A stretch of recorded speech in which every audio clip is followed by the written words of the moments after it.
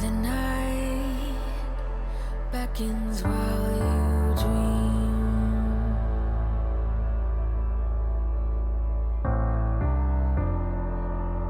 A life never lives in peace.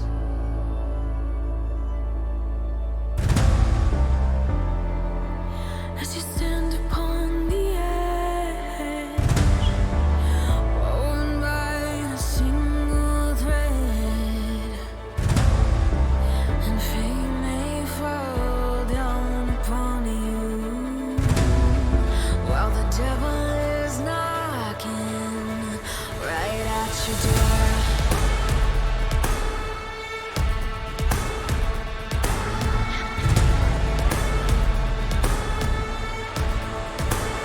So are you restless?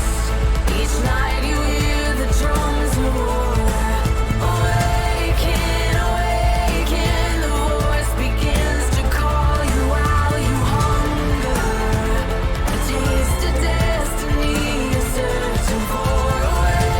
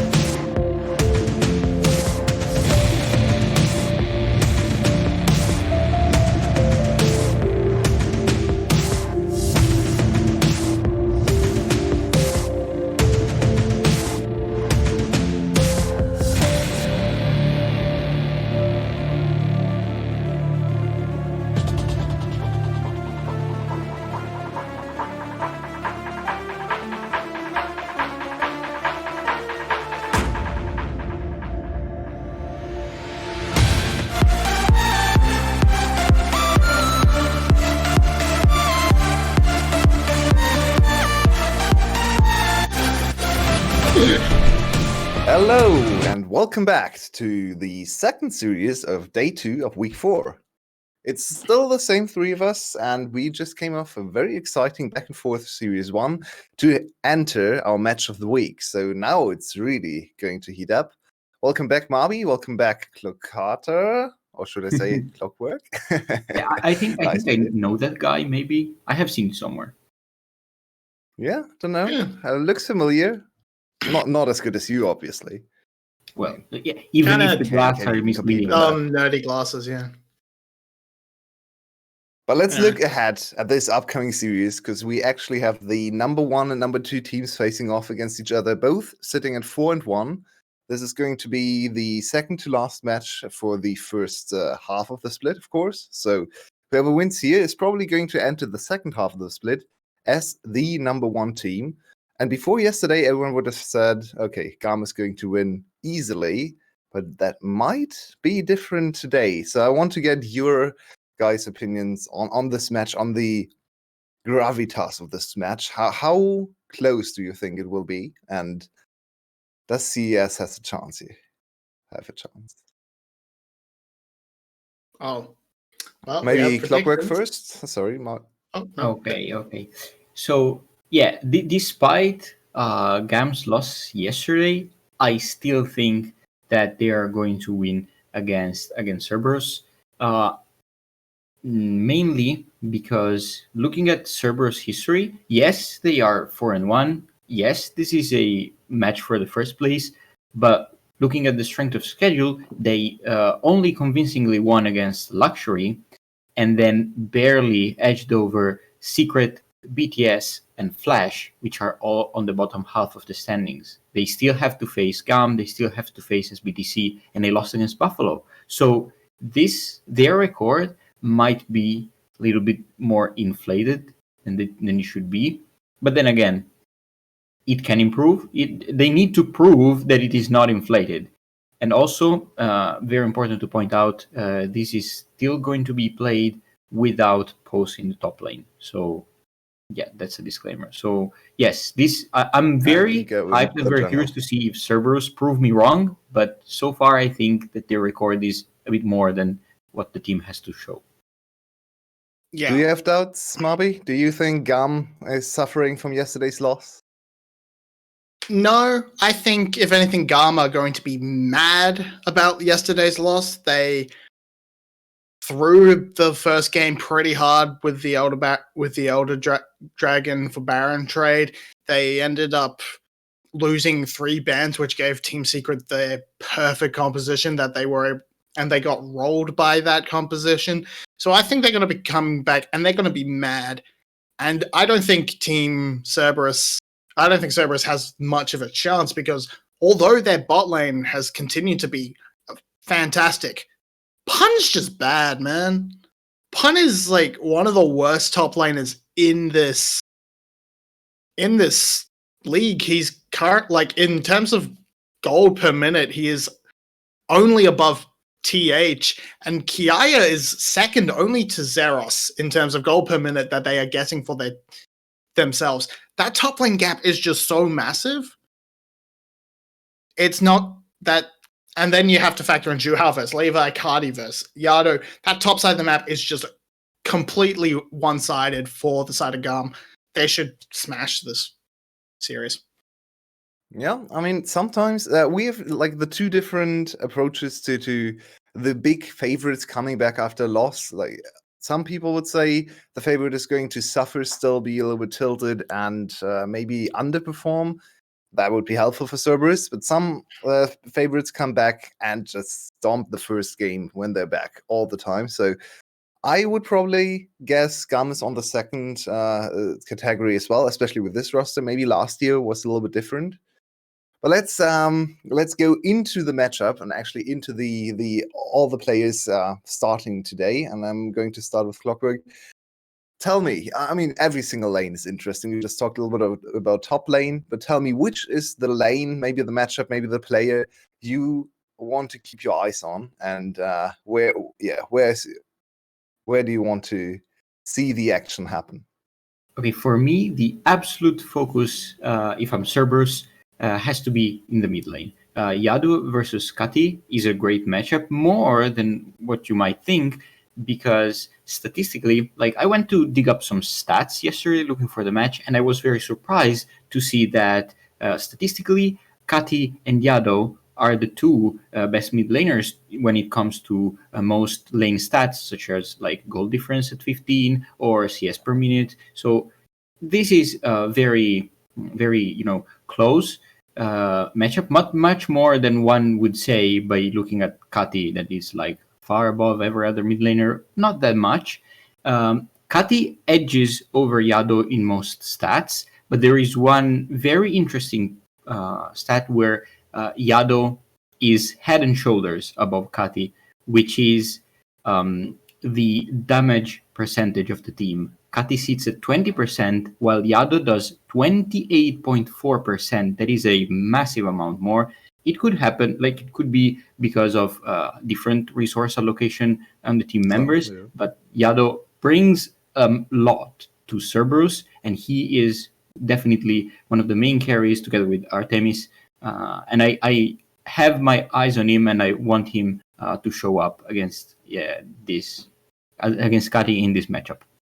So more important in team fights maybe, but both are very good laners. That's an interesting prospect to look at the mid lane. When we have seen from 𝘁cie picks like 𝑬𝑁, he's never going to get high damage numbers with 𝑬𝑁, and 𝘂𝘂 more on the carry side.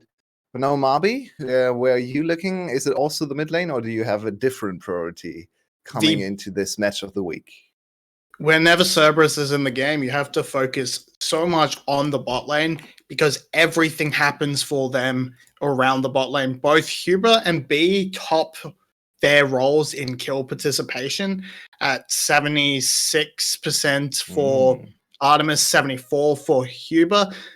Meanwhile, B, however, is actually, despite having the highest gold per minute of supports, has the lowest kill participation in the league. Besides 𝘂𝗵, who has played one game. So that doesn't really count. But he's not actually getting involved in these fights yet, but either through rotations and like just global gold that's being made through objectives, he's coming out with earning quite a lot of gold for his team. He's either stealing gold from plates or something. And then Artemis, as we expect, topping like CS per minute, topping gold per minute behind 𝘂𝘂love, shockingly. Who'd have seen that coming? Not me.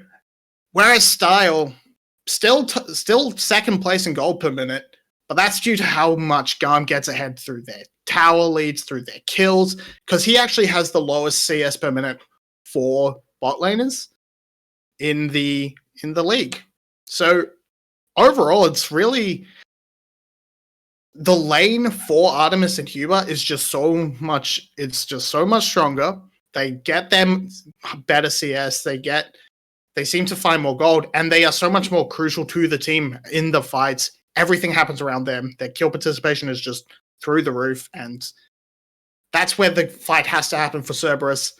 And I think it's the same here, because that's where GAM's weakness, if you have to point to one, it has to be the bot lane. So bot lane, the focus for 𝘁𝑺, mid lane, the focus for Clockwork, and now in draft, we are going to head into draft. GAM on the blue side and Cerberus on the red side. Any picks you want to see? Any picks you maybe want to see being avoided? We already see the pocket pick ban against 𝘂𝘂 with the Zoe very early on. The #1 Zoe player in the league. Only Glory comes close, I guess, but yeah, it's still 𝘂𝘂, the #1 spot. Lilia banned as well for GAM. So what will you first pick here? 𝘁cie comes to mind, maybe Seraphine in other regions, maybe Udyr. Presumably 𝘁 will hit the ban list, so I would be thinking, if that is not banned, 𝘁. I would like Seraphine, presuming oh no, 𝘁's not banned, first pick 𝘁. Yeah, straight away. A very big pick both for 𝘂𝘂 and 𝘂𝘶. Also, 𝘁 first pick, as you mentioned. One big pick that they can still do for Yado specifically. The Orianna is still open. Maybe it will be picked a bit lower, but he has like 7 games on the champion. Here, the 𝘁cie is open. I think 𝘁𝗱𝘆 should pick it. Okay. Yeah, you need to take it away from it. Yeah. Also, 𝘁𝗏𝘄 played her 5 times, so he is definitely comfortable with the pick. Graves, ooh, interesting. I know it's a bit of a meme in the VCS, but 𝘂𝗶𝗆, I don't think he's played it this much, this split. The brand has to be trolled. Yeah, it's not Venus, so it's not going to be brand. Venus is the only support allowed to label that brand here. Graves is a bit weird here. Let's see how GAM answers. Go back to the 𝘁𝗏𝘆. Yes. Oh, I think mean, that's exciting too, but I wanted to see 11.3 𝘁𝗁𝗆 once more. Okay, I think with the Graves, that does really open up Gragas for Levi, because Graves has been hit quite a bit hard, so he's not actually going to be able to really outpace the Gragas and Alpha, meaning Gragas gets a little bit of extra time to try and find these ganks and snowball some of these lanes for GAM, and that can be really important onto the top side of the map. We're still seeing 𝘁𝗁 which is kind of upsetting. No. Wait a second. We are not only seeing 𝘁𝗁, we are seeing 𝘁 into 𝘁cie_Leona every single game. What is going on? Yeah, I expected different champions in bot lane too. I expected a lot of Samira, maybe some Ophelia, but they're where's not. Senna, where's Aphelios, where's Samira? We're still on 11.3. Samira is still good. For sure, 𝘁𝗁. For sure, Style is scared about picking Samira again after yesterday. Maybe, yeah. Yeah, that's a fair point. And they're banning Azir. They really want to make sure nothing is going to interrupt. Please, no more banned bans. No more bugs. Ban Mordekaiser just to be safe. Or Yorick, I think he has like 20 or 30 as well. So probably. Be careful there. Be careful. So 𝘁𝗱𝘆 is banning AD mids for GAM, but I don't know if Kati plays a lot of those champions. So he has started to pick them up. It's kind of a necessity with Levi alongside him, because Levi likes to play his AP champ, so he kind of needs to offer a little bit of AD. Can still go to the set, can still potentially play a more aggressive champion like Yone, for example. Or you could just put the AD in the top lane. Renekton is banned though, so the only big AD threat that comes to mind is maybe Gnar. Maybe Jace, but it's both are very situational. I like the pick away here for Gnar, just to deny another AD top laner. So now they really have to dig deep to find an AD top laner or an AD mid laner. So their composition might struggle to get some AD from the top side, putting a lot of on style to perform. Puppy's good into Gnar. Jace would have been also great. He's a counter pick of Gnar, so why not? But yeah, Malphite, super comfort for 𝘁𝗁. Yeah, 𝘁𝗁 is a Malphite main now. He's just spamming Malphite. Yeah, and the set. I think that's back to comfort for everyone. Okay. You don't like it? I like both of those picks. I'm not a huge fan of them together. If that Gragas was a Lilia or a 𝘁𝗁𝘆, something with a bit more of a hype, or a Taliyah sort of thing, something with a bit more carry potential in bringing out the damage, then I don't mind the double tank from the solo lanes. But as it is, your main damage, your real only damage source is that 𝘁𝗁. So that's why I don't like it in this scenario. But I agree. I feel like the 𝘁𝗁, she can bring all the damage, but she can't really follow up too easily. So this composition would be super great with Samira. So much follow-up. Look at all the engage, and then Samira gets to follow up immediately with her style meter stacked, and then she can really excel in team fights. Maybe 𝘁𝗁𝘆 would be better as well. The 𝘁𝗁 is kind of off-theme. A lot of engage, and then 𝘁𝗁 is kind of... Yeah, I definitely would have preferred another carry coming in from either the top or the mid lane. I probably would have preferred it in the top lane, because, as I said, Pun is just so much worse than 𝘁𝗁𝘁. Take that and bully it. Bully Pun. He has been a bad so far this entire split thus far. Just bully him, keep him in the dirt. Your bot lane, try and drag as much focus away from 𝘁𝘁𝘀 and 𝘂𝗶𝗵 as possible. That should have been their win condition. As it is now, yeah, they're just relying so much on style. And that's... I mean, he can Clockwork, probably do pull it you off. like the last hit, the last pick robot there with the... I mean, maybe a little bit of PTSD coming for 𝘀𝗀𝗀 after yesterday's game against a very strong Victor, especially for 𝘂𝗏, who was super strong on the rock, and then Victor just melted him every single team fight. So, do you like the Victor here? Okay, so yes, in general, I think Cerberus has a good comp that they can kite back with their damage, especially with Graves and Victor. Also Gnar can do that as mini. So they have a way around fights. I think if they can stall enough so that GAM, drops in damage, then they can bring it up in team fights. But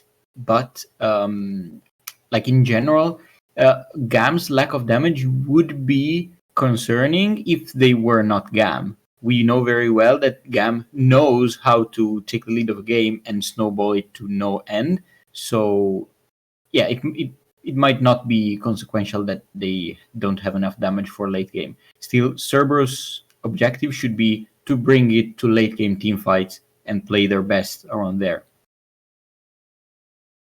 Yeah, I think Victor 𝘁𝗍, definitely a lot of potential late.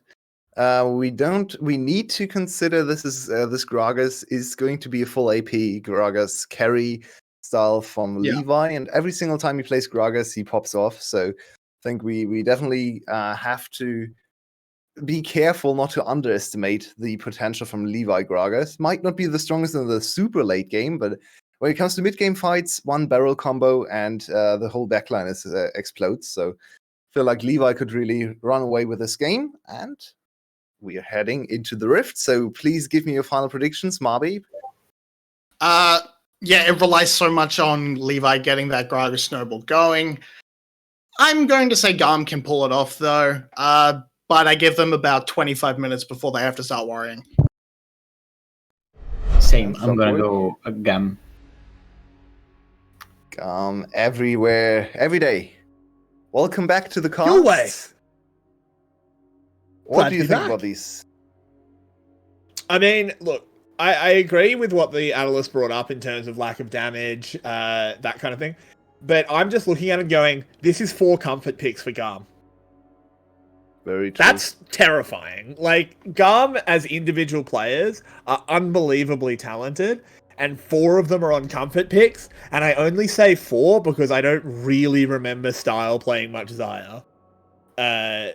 The rest At this of them, point, like, 𝘁𝗏 is pretty much a comfort pick for everyone, right? Exactly. Everyone has played so much 𝘁𝗏, so yeah. But Set is Cardi's best champion. Unbelievably good at that pick. Levi, every time he locks in Gragas, he puts on a show. 𝘂𝗏 is just a Malphite main at this point, and B has been insane on Rel. I understand there is damage issues, but it's I don't think it's going to matter when they got everything they would have wanted to play. Certainly no damage concerns early in the bot lane trades. Very nicely done from Style there. And I think Cerberus, let's look at the minions. Yeah, it seems like Cerberus has a slight minion advantage, so good disengage from GAM to not fall prey to the level 2 engage. We see early mid lane control, of course, for 𝘁𝗏. But I want to focus on Levi, as we still have no action, so we can actually take a look at the runes. He's angry. He brought some anger from yesterday over, and he actually didn't go for any supportive rune or anything some mere mortals would pick. Instead, he just goes Dark Harvest Gragas. Bang. He's here to carry the game. That's for sure. Absolutely. This is Levi. He was never going tank Gragas in the jungle. This was always going to be full AP. It's always going to be the Night Harvester. He is here to carry GAM, redeem them for their fumble yesterday.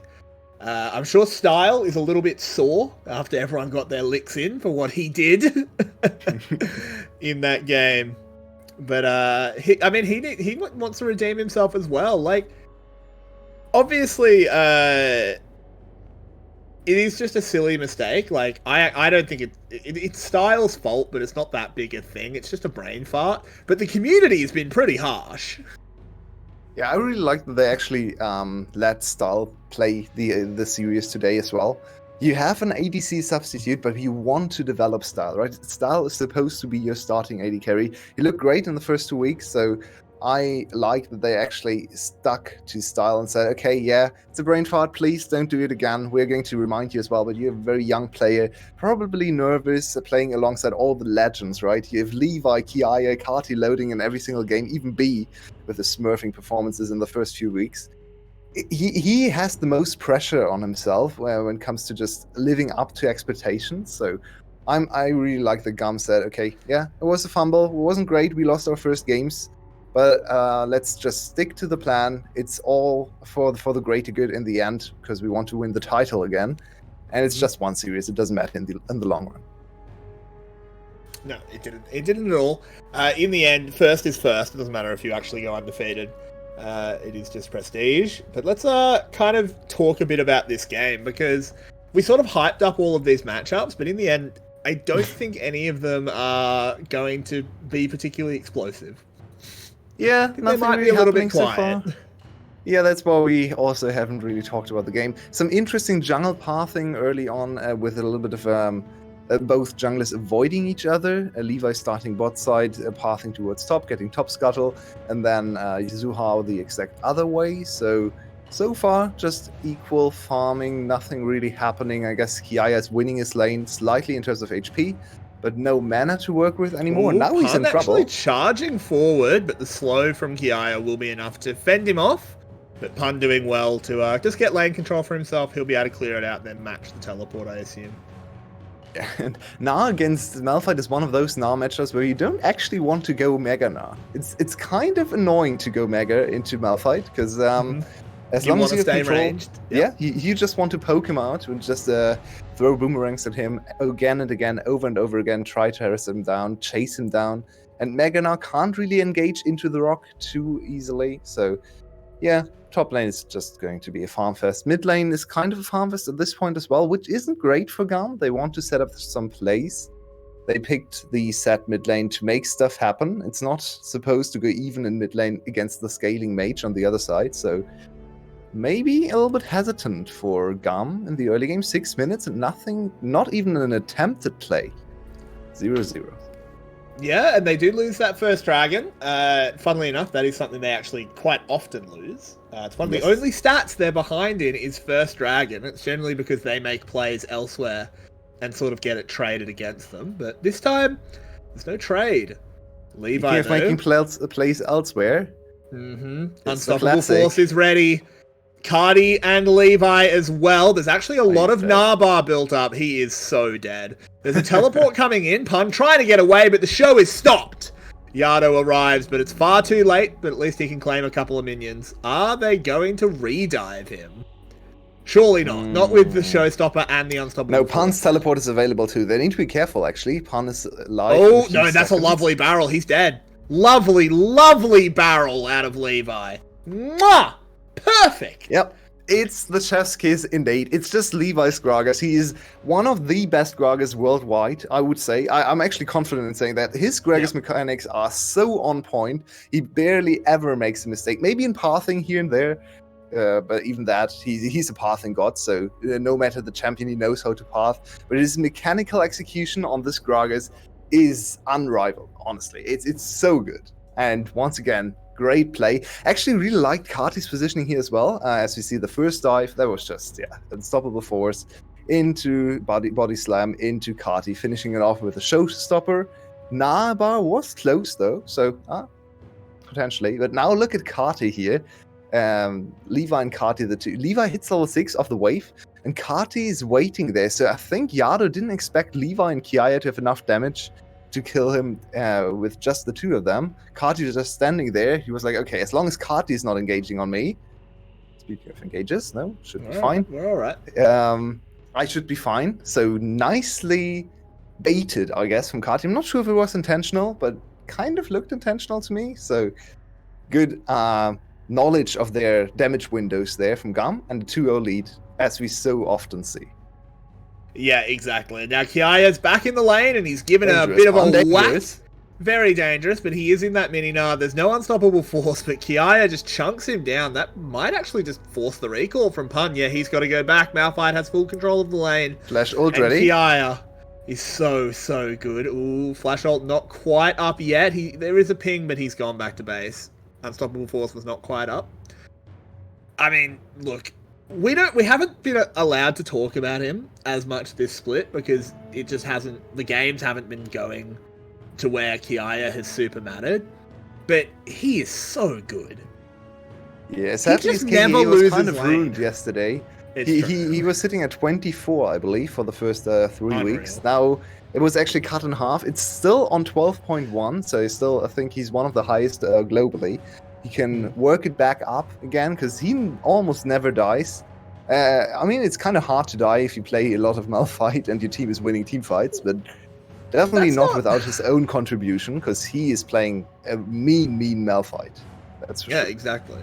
And I love to see that he has transitioned so well. He was always good at playing enabling tops, but he hasn't had to play any carry tops, really. I think he's had a couple games in Protected. Look at B. B's He's here just been too. chilling. Oh, yeah, they're really setting up for this. Pun is in trouble. They want to ruin this He's guy's level day. 6 as well. Pun's not going to have any fun. But, they're actually just going to call it off. They just decide that they invested too much. Oh, no, they're just waiting for Cardi. He must have been... No, it's never over. And Pun Yeah, has no bigger showstopper. now. Oh, Pun, you are so unbelievably dead. Levi blows him up, and oh my word. Gum. They'll drop one, they won't drop two. And they are so calculated in their execution when it comes to investing skills. So they could have just piled on top of him, right, and just press all the buttons. It's a lot of fun to just unstoppable force on top of the target. But 𝘁𝗫𝗆 holds on to his ultimate here, so he can actually threaten the 1v1 kill again. Which means, I mean, in the end, they use the threshold, so it doesn't really matter too much, because they're just going to get the first turret in top lane up to a 3k gold lead. But it's still, They could dive him. Yep, they're just going to dive him. They interrupt the hop. He's just dead again. Oh, Pun! Oh, no.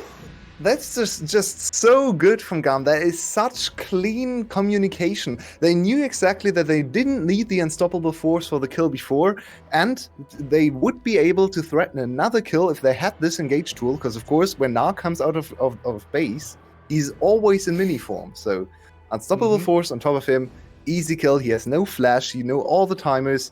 You take 2 turrets, 2 kills. It's unbelievable. Are you a little bit proud of my minimap casting there? I just called that they were going to kill him from the minimap. I just want to put that out there. Very proud. Very nice Something indeed. something we've been working on. Now look at the gold again. Yeah, this is the GAM we know and love. Just it's 4K in explore- 11 minutes. They just look for any matchup they can exploit, and then they go there over and over again. And there's really nothing the enemy team can do, especially with something as useless as Graves. What is he going to offer? Absolutely nothing. So that's a free 4 kills for GAM. 4k gold lead almost. Oh, it's actually exactly a 4k gold lead. 2 dragons given up, and Cerberus at least has that kind of glimmer of hope for the late game, I guess. Maybe GAM fumbles a team fight and they can get to soul point or something, but it's very, very far out of reach for Cerberus now. This is definitely the return of the GAM. This is textbook for them. It's interesting because it's not particularly textbook for this split of GAM. This split of GAM, they've been playing through their bot lane more. Style, this game, hasn't gotten involved. To be fair, he doesn't need to. He's Xayah against 𝘁𝗫𝗆. He just wants to chill. He'll farm up, he'll get his items, and the rest of the map is just absolutely popping off. I genuinely think if Cardi gets set, the game's over. Yeah, You have to ban it again. It is unbelievable how... Obviously, I'm biased. I'm a huge fan of look Set. at this The show engage. is getting stopped. Here he goes. He breaks some faces, cracking him. Levi throws a party barrel, but it doesn't even matter as 𝘁𝗫𝗆 has found the back line. No, They will get the one KDA. kill back. Oh, there's a lot of feathers here. If Style can rip them in, he does. There it is. 𝘁𝗶𝗆 gets stunned up, as does 𝘁𝗏, but 𝘁𝗏 is a little bit tankier. Manages to get away.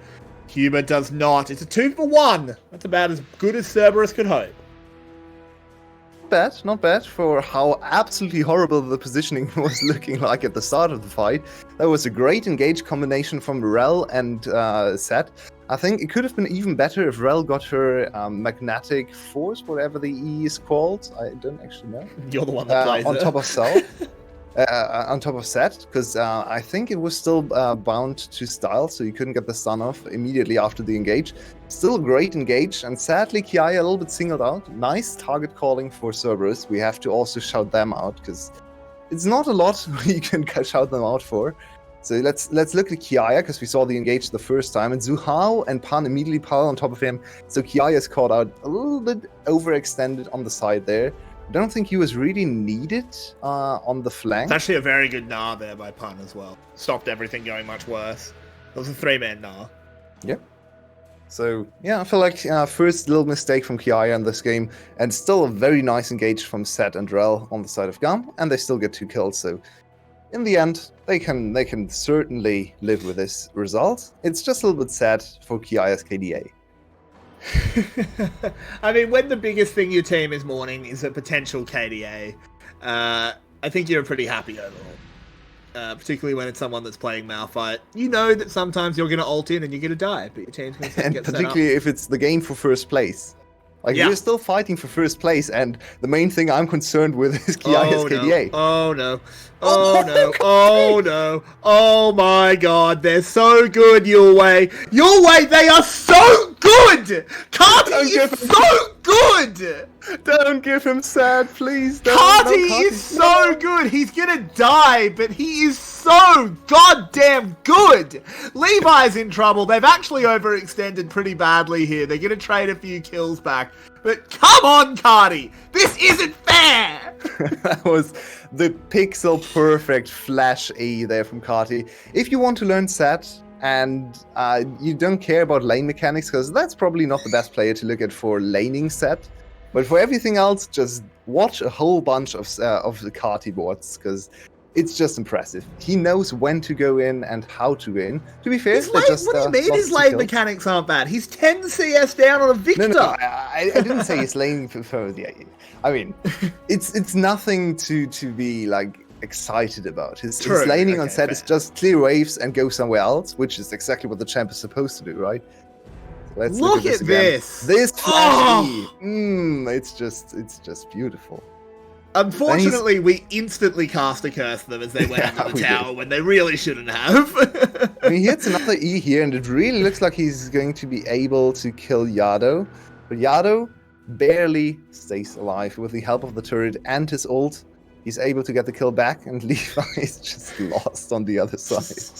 Nowhere to Levi's go. having some fun. Teleport from 𝘁 coming in as well to secure the kill. They still are 4k ahead. They didn't extend their lead with the last few plays, which is a good sign for Cerberus. Maybe something to look back on after the game is over, or maybe even when GAM makes the mistake later on this game to come back.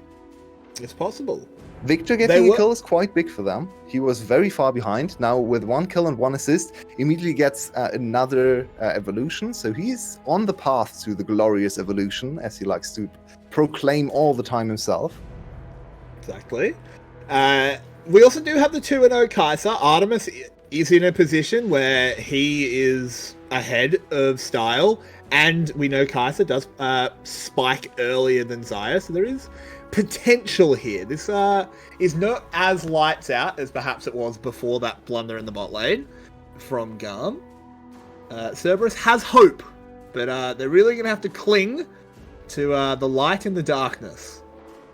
Yeah, and Artemis has shown us already, I think it was against BTS, Game 3, where Cerberus got stomped everywhere, and then Artemis 1v9'd the game. That was one of the biggest carry performances we have seen so far the split. He just... Oh, 𝘁𝗏 in a little bit of trouble.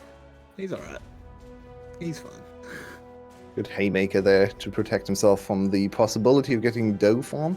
But now Levi with another objective. This could break mid lane inner if they play it correctly.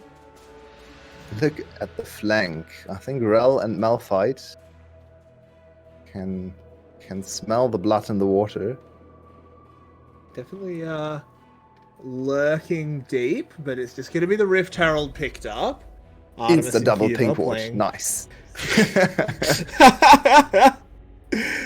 Yeah, Cerberus playing very defensively. They know that if they make a wrong move, it's just going to throw everything even further down the... Yeah, and right now, GAM doesn't really know where to go. It's kind of hard to extend your lead with this timing. They have a lot of dive, but they need to be careful against Victor, very strong and counter dive champion, as we already saw early on in this game. 𝘁cie is not the greatest in the dive situation, but she can be slippery, kind of hard to catch, with a lot of slow-moving champions on the side of GAM. If 𝘁cie plays it correctly, she can get away there as well. So I feel like GAM is on the edge. They want to go for a play, but they also know that they threw away yesterday's series with over-aggressive plays in the mid-game. So maybe toning it back a little bit, maybe trying to get some reason in there and extend their very good early game aggressive play with also getting better, getting a little bit calmer and a little bit more professional, I guess, in the mid game. Yeah, we'll have to see as they do take that bot lane tower, adding more gold to the pile. It's about 5k now. Hasn't actually grown a huge amount from when we last checked in. Credit to them slowing down, and Cerberus clawing back a little bit for a time, at least. As the mythics are being completed, is the Night Harvester on 𝘂𝗧, confirming what we already knew, that it was going to be the AP 𝘂𝗧, of course. What do you think about the 𝘂𝗧 on Malphite? Because we do sometimes see a split between ChemTank and 𝘂𝗧. Which way do you tend to swing? I actually like the 𝘂𝗧 a little bit better on Malphite. Personally, I don't think ChemTank really offers too much for Malphite because he has Flash Engage is already one of the biggest engage ranges in the game, so a little bit more damage, a little bit more 1v1 potential goes a long way to make him stronger. I actually like it quite a lot, even though ChemTank is a super strong item too. Can they break mid lane inner here? B and 𝘂𝗧 kind of poked out, especially B, so can be dangerous to dive again. Not on this push. Yeah, they do back off. I don't think it's worth risking much, but they're going to go in. Oh my god, B! Turns it around on the rail. Cerberus, I'm not sure why they... Showstopper being used onto 𝘂𝗄 with the collateral damage. Doesn't quite pick up the kill though. Pun very low. Victor's gotten the 𝘂𝗓. 𝘁𝗏 looking for another face breaker, but he hasn't quite found it. The guns aren't reloaded. Remember, forward, there it is. Cracked one forward. Then, oh, pun! The redemption arc begins, but it has a very short one, as no one actually goes down. It's a 3-for-2 in the favor of GAM. Yeah, unfortunately for Pan, the tower didn't actually register the damage, I believe. I think he cancelled Levi's jump, so Levi does not get turret aggro, gets stunned, but no one gets turret aggro. Yeah. The minions just tanking that one for GAM, preventing worse things from happening. With why the engage there? That was very confusing from 𝘂𝗋. Let's look at this again. So we have Minina. What did 𝘂𝗋 think he was doing? It's also on the enemy tank. Why? I don't see any reason to go in there. It's so okay. Interesting. So you didn't have Mega Gnar.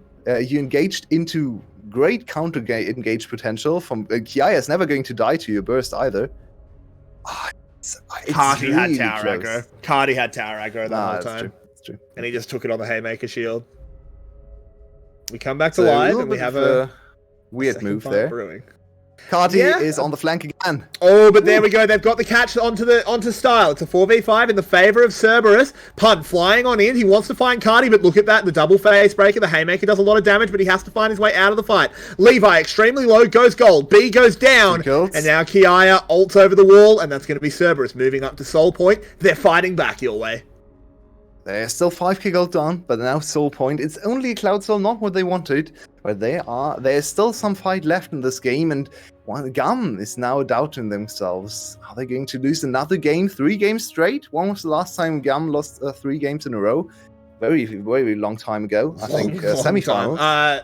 Well, no, wouldn't it be the final? Was finals a reverse sweep, or was no? Semifinals was a reverse sweep, but they are going to lose the Baron if GAM can't do anything about this. Yeah, Baron is just gone.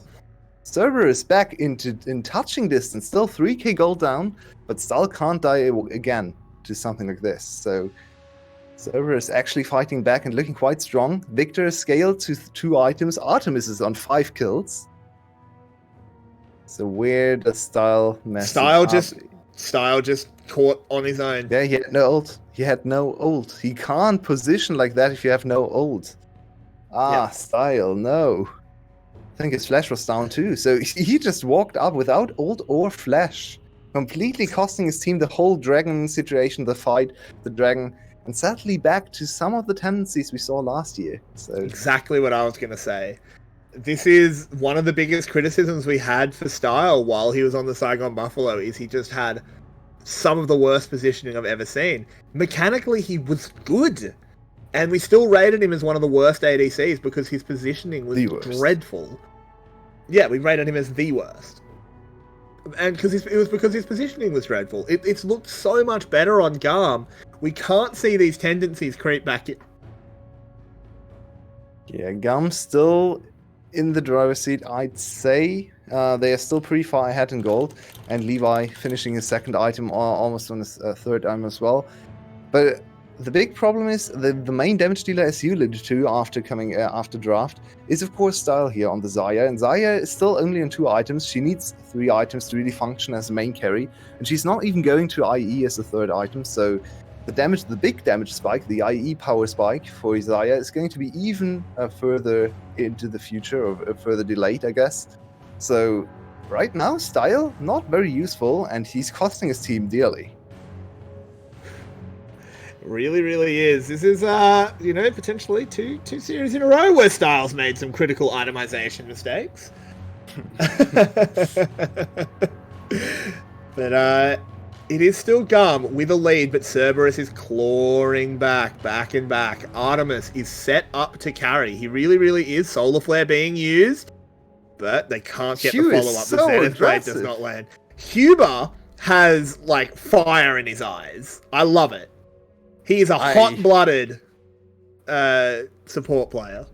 He wanted to go in there, but his coach is in the back room, where I was super happy this Zenith Blade was too short, because he would have died immediately. There was nothing to follow up on this engage, especially because it was once again on one of the tankier members. And I think coaches are quite happy with that. Pun. Mega nice. He's going to get out of there. He's alright. He just zoops away. So far, the Baron buff, not particularly useful here by Cerberus, it has to be said. No, it was to buy time, for sure. Yeah, it was exactly. Not an active Baron buff. It was not a Baron buff you needed to accelerate with. It was just... 𝘂𝗋. Does he want the 1v1? Don't think he wins. With an unstoppable force, he's pretty tanky. A good restraint from 𝘂𝗋, because he didn't know where everyone else is, and as we can see, Cerberus is corralling him. But he's getting out of there. So GAM, on a little bit on the back foot, are going to lose 1 turret at the back of the Baron play. And I just want to go back to something I think 𝘁𝗶𝗆 said when we headed into game. He said, or maybe it was Clockwork, I don't quite remember. 25 minutes is where it's going to get scary. That was 𝘁𝗶𝗆. That was 𝘁𝗶𝗆. And we are 26 minutes, 27 now, which means we are definitely in the scary territory for GAM's team composition. This is a close one. Our match of the week delivering for once. We had some stinkers in the last few weeks where we had one hour series last week, I believe. So I'm super happy we're going to get a close one here. After dominating early game for GAM, Cerberus is fighting back. Yeah, exactly. And 𝘂𝗋 had that early impact, got so far ahead of Pun, but it hasn't actually translated to very much in this mid-game. Pun is actually just being allowed to farm. He has 2 items now, and this Gnar can actually begin to be effective in teamfights, when realistically, he shouldn't exist in this game. Yeah, as we have a little bit of time, Dragon spawning, but I don't think Cerberus really wants to get close to this one. There's no need for them. I want to shout out one particular item that got buffed. I'm not actually sure if on this patch or the live patch. Lord Dominic's regards, now built on every AD carry as 2nd or 3rd item. I think it's super, live. super strong. I think that's live, So but I'm not sure. They might actually be weaker than they expect to be, because it's that was a pretty big buff. I think we got straight up 10% armor penetration, which is quite a lot. So if I think the buff was on 11.4, which means 2 Log Dominic's regards, maybe a little bit preemptuously built on the side of Cerberus. I mean, I do think it's a good item regardless in this game. You're going into a set and a meta fight. You want armor pen. Fair. I don't hate it. I think it's fine as a third item regardless. 𝘁cie is really focused around those first 2 items. Kind of weird on regardless. 𝘁cie. It is a bit weird on 𝘁cie, but regardless, I think it's okay. But no IE on either side. 4 items finished for Artemis, 3 items finished for Style, plus boots, of course, on both sides. So we're really not liking the big crits so far in this game, which is a little bit weird, especially with the new IE, the scales of 2 other crit items already. I really want the IE for Style. He needs to give him all the farm he can. Just funnel everything into him. 12k gold right now, 2k behind Artemis. We can already see that in itemization as well. So they really need more gold on Style, but he's going towards Guardian Angel. We also have had a stat check. It was 11.3, so the Dominics are buffed on this in this game. Thank you, analyst. So it's actually a very good buy on both sides, especially against double tanks, triple tanks, you could say, with B on Rel. Very strong item indeed. And with 𝘁cie scaling up in the Grace, he's slowly getting into territory where he can threaten to cut through the front line as well. So this is a game where Graves actually gets to hit someone, and then he can be a useful champion. His biggest problem most of the time is his range, but when everyone is piling on top of you, you get to hit people. So double AD carry composition plus Victor, I think Cerberus is in a pretty good spot to just outscale in teamfights. Yeah, I 100% agree, but we do remember this is still GAM in teamfights. Something you can't outscale is execution. And look at this, they've gone straight in. Bang! 𝘁cie is gone! Levi flies into the backside as well. 𝘁cie got chunked out. 𝘂𝗷 on the run. 𝘁𝗏 chasing him on down. Can he reload those guns? Of course he can! Flash face breaker! He pops them left and right. 𝘂𝗷 still going on the run though. Victor is a very fast boy. Doing well. It's actually only going to be the 1 kill, but it's an important one for GAM. This is something we talked about in draft, why we didn't like the Xayah, even though I really like her as a champion. She doesn't really fit the theme of the composition for GAM. They want to go in, they want to be able to chase, but Xayah is not the champion for that. And now Cerberus, once again, trying to get something. 𝘂𝗷 chunked very low. 𝘂𝗏 going so deep, he's just instantly dead. Oh. Look at the haymaker across the backside as well. There's a big barrel. Knock 𝘁cie to the side. This does stop the Baron. They sacrifice their support. But 𝘂𝗷 teleport. I think they want to conquer the Baron pit here. Yeah, I agree. With flash available.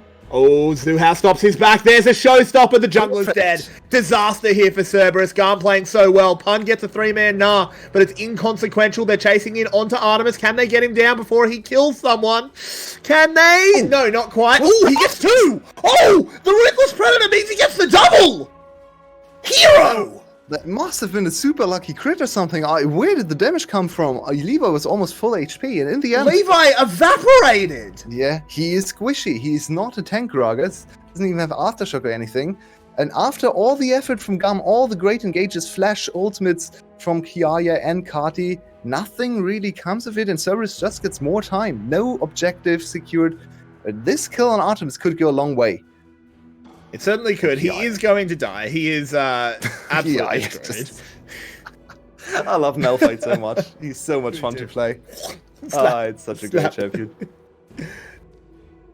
So 𝘂𝗷 is really trying to put his team on his back. Great ultimate. Kills Artemis back-to-back, and now 40-second cooldown on the main carry on the side of Cerberus. This should give them enough time to finally take the Baron, but Victor is still super scary. Keep your eyes on Victor and how 𝘂𝗷 doesn't die and deals a lot of damage on the backside. Even threatens Style and gets Style's stopwatch. Look at Artemis. How does he actually agree too much? Yeah, let's look at Artemis. How does Levi die instantly? Oh, This he got the was- whole passive and crit. It was He crit so with- and well played collector. from @𝗏𝗏mise too. He Q flashed, so what he did was he got the distance from flash, but still got the Q missiles to fire the longer range missiles into who was the other target? I 𝘁𝗏𝗆. believe 𝘁𝗏, 𝘁𝗏. right? 𝘁𝗏. 𝘁𝗏, right? So he flashed away, but Q'd like is a millisecond before flashing, so that Q Frame would still go on perfect. 𝘁𝗏. Absolutely, such a great play. But now he has no flash either. Hugh, please stop. My God, Hugh, please. Someone disable his E key, please. The man is a madman. But so far, it is keeping them in touching distance. 3 Cloud Drakes secured for GAM. They don't have very long cooldowns on their ultimates, Yulwei. 30% cooldown reduction is actually going to go a long way, particularly for Especially someone for like Style. Malphite. Yeah, and Style as well, as a lot of damage being dealt to Pun. He does have that full red bar, though. 𝘂𝗏𝗆 throws out an I E, can't look at misses Q it. anymore. Oh, the Solar Flare just completely goes wide. The barrel does not! And 𝘂𝗏𝗆 are getting wiped off the map at the start of this fight. This is a disaster. They're running into a choke point. 𝘁𝗏𝗏 goes gold next to 𝘂𝗏𝗆, but he's the only one left alive. He's taken down, and GAM with an ace! Started out by a lovely play there by Levi and 𝘂𝗏𝗆. What a great redemption from Style as well in the last team fight. He doesn't actually miss position. He plays a very aggressive Xayah. I think he Gale forced forward to get more damage on Pun. So when he Pun transformed, he was already below half HP. And Style overall stays alive. Very good positioning, following up on his tanks engage. They, of course, once again were the main carries here. Very good positioning, enabling the backline. That's basically just Style to get the kills there. And in the end, GAM, it was dicey. It was back and forth, and 𝘂𝗏𝗆 with a little bit of a party ultimate at the end there. But GAM takes the first win in 35 seconds. What an exciting start to our match of the week. They 35 redeemed seconds? themselves. What a stop! Minutes, yeah, sorry. We actually get to see an instant replay of the last fight here. Yeah, let's have a look at this. I hope B, production didn't jump over. Smurfin, and then 𝘁𝗏𝗆 from the side. Such great coordination from Yeah. the side of GAM. From all All 5 angles, and members. Cerberus just doesn't know where to go. There's someone everywhere. B on top of them, 𝘂𝗏𝗆 on the other side, Set coming from the top side, and even the Xayah getting closer and closer, the Gale Force. So it's great to see mechanical team fights, but it was a close one. And that was an incredible game 1, certainly living up to our match of the week. GAM do take the win, but Cerberus went down thrashing and complaining the whole time.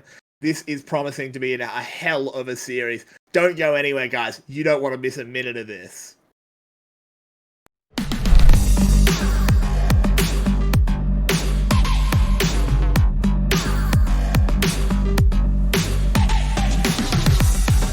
내 눈에 비친 창문 눈을 감아 바람이 부는 곳에 날 데려가 Wanna be myself Wanna leave this hell 꺼내줘 제발 Stuck in a place between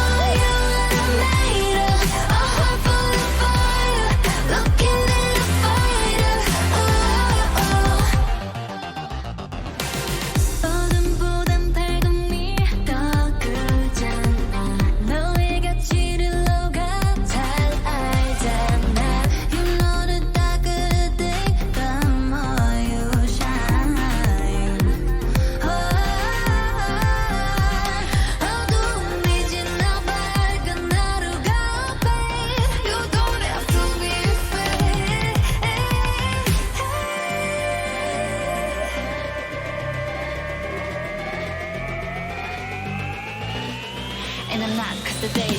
I'll show you what I'm made of. Rise to the occasion. Got fears but no faith. I'll show you what I'm made of. A heart full of fire. Looking at the fire. I'll show you what I'm made of. What I'm made of. Yeah. I'll show you what I'm made of.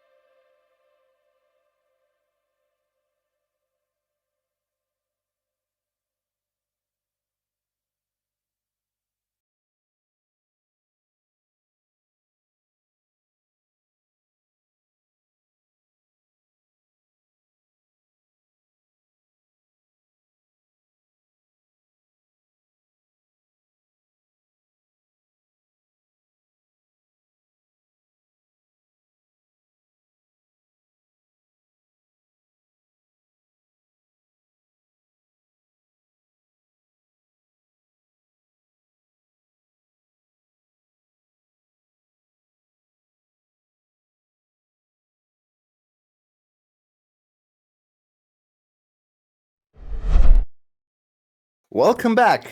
We are already here, a little bit of pre-game, and we are excited to talk to the two analysts because, man, that was a great game. So please give me your impressions. Maybe Clockwork, you can start. Okay, so it was definitely deserving of the match of the week label because it had basically everything. At first, I was thinking that maybe Cerberus could stall it long enough that their comp would outscale GAM, but then GAM managed to find the right setups, the right initiation for the fight, how they wanted to play it, and that basically ended the game. It was really exciting because up until the very last fight, you couldn't tell who was going to win because it was very, very tense, very 50-50. Sure. And I think both teams showed up great. Maybe Pun a little bit less. I thought he was on the verge of renaming to Dun. Okay. But yeah, he like even like despite the struggle that he faced in lane, he still managed to bring up like great engages and somewhere very crucial in the team fight. So I don't know. I want game 2. Yeah, we're getting closer. Marby, your prediction almost came true. We looked at the clock at 27 minutes and we're like, well, our very smart analysts certainly had a point They were there with the struggling. team compositions. Yeah. Yeah, they started to struggle, but they forgot one very important factor on the side of GAM. Rock. Yep, Rock. Rock. 𝘁cie basically took quite a few matters into his own hands at the end there. Gained the assassination onto Artemis after what looks like it could have been a turnaround fight. And then, so I have to say to Pun, it wasn't necessarily his fault he got put to 0-3. He was bullied hard. They recognized that he is probably one of the weakest players on teams, and they just bullied him so hard. That poor Nard did not get a chance. And really Exactly. strong. I want to go back to the very start of the game where they really hard focus the top lane.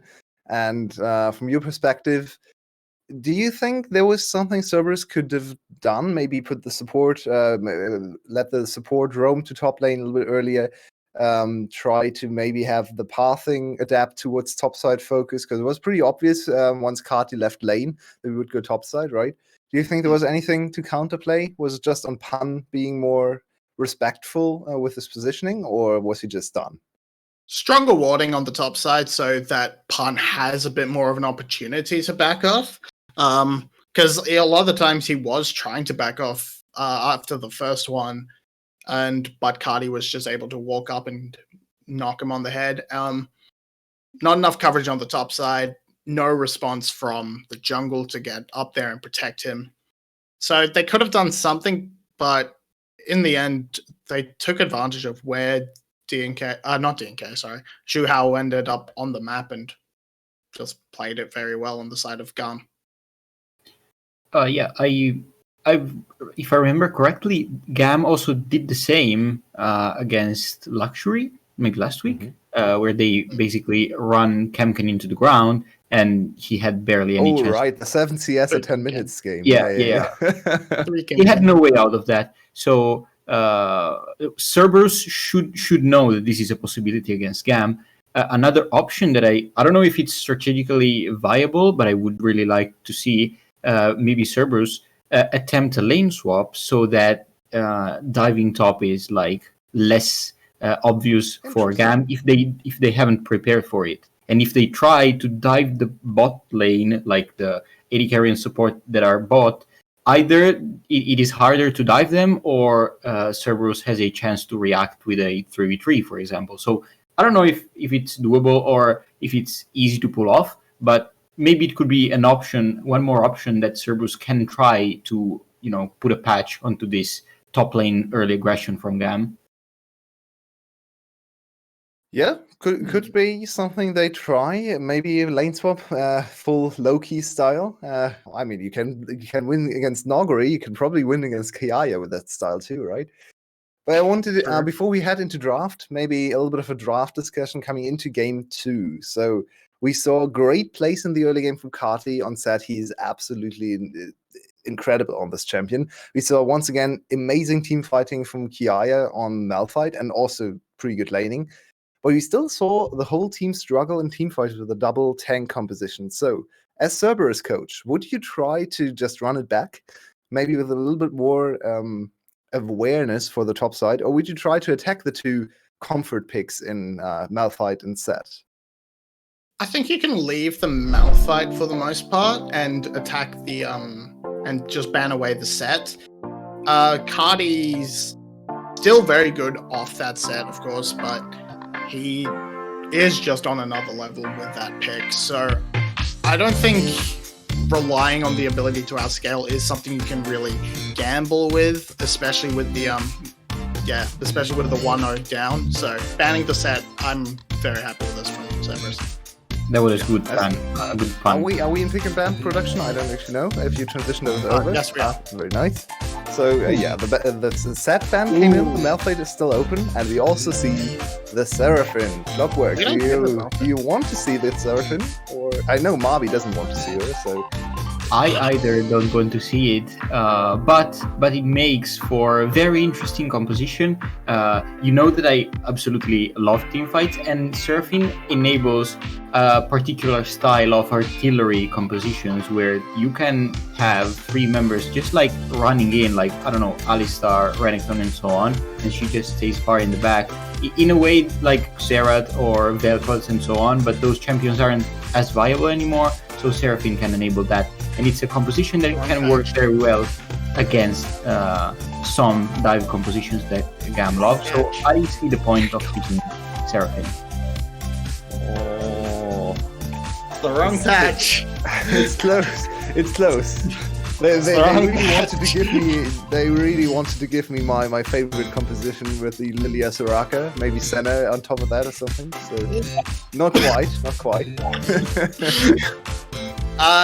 Okay, so look, Seraphine is a disaster of a champion in terms of Absolutely true. visual design and lore and all that, but her kit actually is pretty She's a fun to disaster watch. for champion as well. She's broken. She's broken. She's bonkers broken, but she's actually pretty fun to watch other than balancing issues. So I don't hate her that much in that regard. But yes, she is broken. I'm very excited to see where You're she fired. will go. Okay. Now I have to like Cerberus's comp. Okay, so there is Lilia a Senna. against Senna. Oh no. Now, do we see it? Is it a Senna Seraphine bot lane? Is it Seraphine mid? We know it's not going to be Seraphine AD carry. So, Wait, wow, could this is. It could be be. Senna support with It Seraphine. could AD be carry. fasting Senna with Seraphine AD This is carry. oh, That's okay. a good answer. Though. And That this a is something very B good has answer. played in the past whenever he wanted to get aggressive. It's something B. It doesn't really play too often, but it's definitely in his champion pool. If you research B, you can see the Blitzcrank games. So very interested to see what Cerberus is going to do. They could just pick something like, I mean, Tom Ken's just kind of dangerous into Blitzcrank, but they could just go Maokai or something alongside the Senna or Sion even, and then you don't care about Blitzcrank grabs. I would really like to see the Sion. But to get back to Clockwork's point, Seraphine wants someone in front of her that runs in, and what better champion to pick right now than Udyr?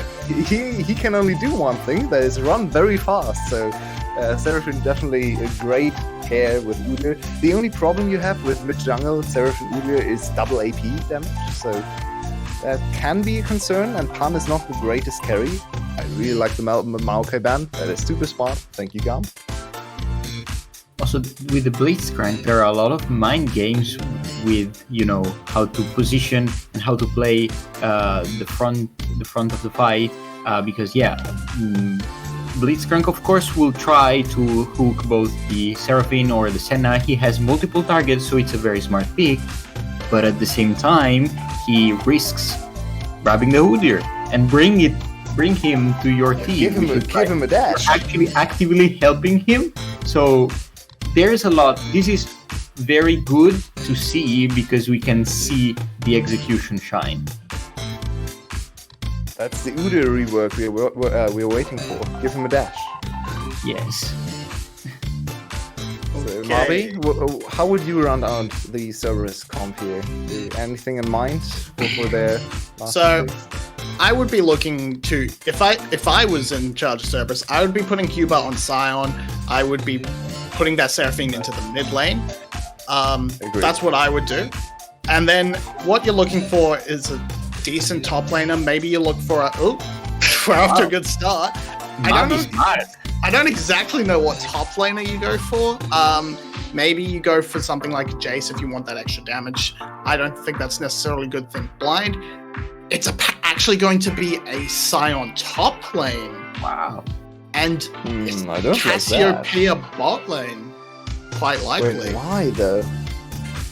Okay, 𝘁cie, if played correctly, she has a very good potential of stopping the engages from Gragas. From Gragas. She's very good in Tristana. It's actually the only losing matchup for Tristana in mid lane. So I think this forces Style to go Tristana bot lane. I'm not sure if Lucian is that much better into 𝘁cie, to be honest. I don't he's see him really, being really great into rough. her. Yeah, Hard to predict. it's a really tough one. I don't think necessarily. I also don't necessarily think you need to that much to go for the double for the AD carry and the AD mid laner. The instant win here in this draft is actually swapping top and bot lane for Cerberus right now. Just put Seraphine top, Sion support, and the draft is won. Or Seraphine can actually survive lane against Gragas. I don't think she has that many problems. And I think slightly better. I mean, it's too late to swap champions now, but 𝘁cie𝗱𝗆𝘆 would have been a slightly better top laner than this Seraphine, I think. Yes. But as it is, that's what we've got. Yeah, we're taking little steps, okay? Senna, it took us a long time to actually acknowledge Senna as a champion, so now we can't go crazy and actually do the correct thing and do Senna tank. We first have to go through 5 patches where we play Senna as an AD carry and have like 10% win rate and wonder why she's first picked in every other region until we realize, wow, you can actually not take creeps and then have 2 super strong champions in the bot lane. But yeah, we take our time here in the VCS. We're moving slowly. Okay. Yeah, that said, there is still a chance. So I'm actually going to hold my predictions or anything until I get to see starting items. Because It's a good call. there is I'm gonna dive into it. Like regardless of who wins, this will be a great match. I can bet my body hair on it. Like definitely a great match. I'm gonna put my money on Cerberus because I love the 𝘁cie𝗱𝗆𝘆. Was a very smart pick. Even if it would have been even better with some lane swaps that you mentioned, but still, yeah, there are so many options to team fight for both teams. Yeah, it's gonna be super fun. Give me a boring game so I can see shaved Clockwork. Still waiting for those That would be a starting tragedy. items. But Bold. okay, so we're still waiting for those starting items. I really like GAM's composition just as a baseline. It's very good. For the Blitzcrank and the Gragas are going to be very good at separating out those squishy targets like the 𝘁cie, the Seraphine, the Senna. Show me a Doran's ring. Okay, no, GAM wins. No Doran's ring on Senna. Agreed. Well, thankfully, you guys shut up just in time as 𝘁𝗏 has to flash away. He nearly died. Oh, and he actually needs to TP as well. This is horrible for 𝘁𝗏. It's already a very hard matchup. You definitely have windows on Lucian, especially because 𝘁ci𝗀's mana costs in the early game are insanely high. As you can see, one of the few champs that's actually going to start tier, because you just can't deal without having the tier. It's basically 𝘁cie𝗱𝗆𝘆 and Ryze at this point. You can see Lucian's early trade's quite dangerous for 𝘁cie𝗱𝗆𝗆. She only has E at this point. But now, of course, a level lead and a double summoner lead, so 𝘁𝗏 can't play as aggressively as he would like to. Yeah, exactly. This is a bit of a disaster. 𝘁𝗏 was just a little bit too inquisitive as he poked his head into the enemy jungle there, but the hook has landed in the bot lane, but there's no follow-up, really. It's a lot of damage. Style desperately trying to wade through all of the slows, but now Style's in a lot of trouble. They flash on forward, and there's the kill going over to 𝘁𝗏𝗆. It may well be a second one as well. I think B actually will scoot away, but oh boy, Style just going too far. Rule number 1 of Blitzcrank, don't go in level 1. You need the Level 2. You need are the a much power better fist. champion. You are a much better champion level 2 with a lot more burst. And this did not go GAM's way. This is a super good start for Seraphine. I'm still tilted looking at the items from Cerberus' bot lane because why? Senna is double the champion if she doesn't farm. So that's just, as a Senna main, that just tilts me. But now this might be round 2. revenge. They're going straight back in. The binding has landed. Levi's here. This should be a very easy cleanup. He brings down the sensor and does very well. There, it's 3 minutes and we've not got 2 the greatest kills. for style. He doesn't get the kill. He should be fine just pushing out the wave. Maybe they can even threaten plating here. Nicely done. So that's the slow combo. Artemis hit the glacial augment slow, and then of course only one E from Hugh is enough to stun already. Something Style did not account for. I think he. Oh! Cardi's dead. The infamous replays are back. Here we go. Oh boy, oh boy. It is a bloodthirsty game early on. That is exciting. A very good punish. They set up this kill basically level 1, right? Yep. They wanted someone to run into them. It's most likely going to be 𝘁cie. He face checked, had to flash away, had to TP back to lane. Then they wait for him to push out the wave and immediately go flash bear slab. 𝘁cie has nowhere to go. Oh, very good combo from Yado as well, setting up the miasma just in the correct place so he couldn't dash away. I'm still a little bit confused for the Lucian into 𝘀cie_𝗶𝗆. So far, not convinced. Not sure why you would go Lucian into 𝘀cie_𝗶𝗆. But we can definitely see the early snowball and very good thinking from Cerberus coming in. Individual kills from bot lane and a nice setup kill for mid lane. Levi zooming on through, just spotting out. He was trying to look for some KFC, dangerous. but he's actually been found by the homeless man. But with 𝘁cie there, he's still a very strong early game champion. 𝘂𝗏 has to play this one careful. They're trying to defend this control ward, but Levi just burns his flash. They don't even get the ward. GAM looking a little bit off. Yeah, Levi should know his damage window a little bit better there. You can definitely win with Lilia against Udyr, but you really have to kite every single hit, basically, because Udyr has so much AoE damage, he's so tanky, so you can't win straight up face-offs. So, not the greatest play from Levi. Luckily for him, he already has his boots completed, so he was actually able to just run away. The homeless man, as you like to refer to him, is quite scary, especially early on in the game, and Lilia needs to run very quickly. Luckily for her, that's something she can do very well. We possibly have the 2 fastest junglers in the game against each other. Yeah. You need to be careful. The grab here would be horrible. They have Alright, the wave. Back behind the minions. We have a look at the top side. 𝘁cie and Pun having a bit of a back and forth. It is the phase rush on 𝘁cie, so we don't actually know if he's going to go for AP or tank. I think I'd much prefer him to go tank. It's like this AP. game. With that buy, it looks AP. To be fair, I said that before he bought that.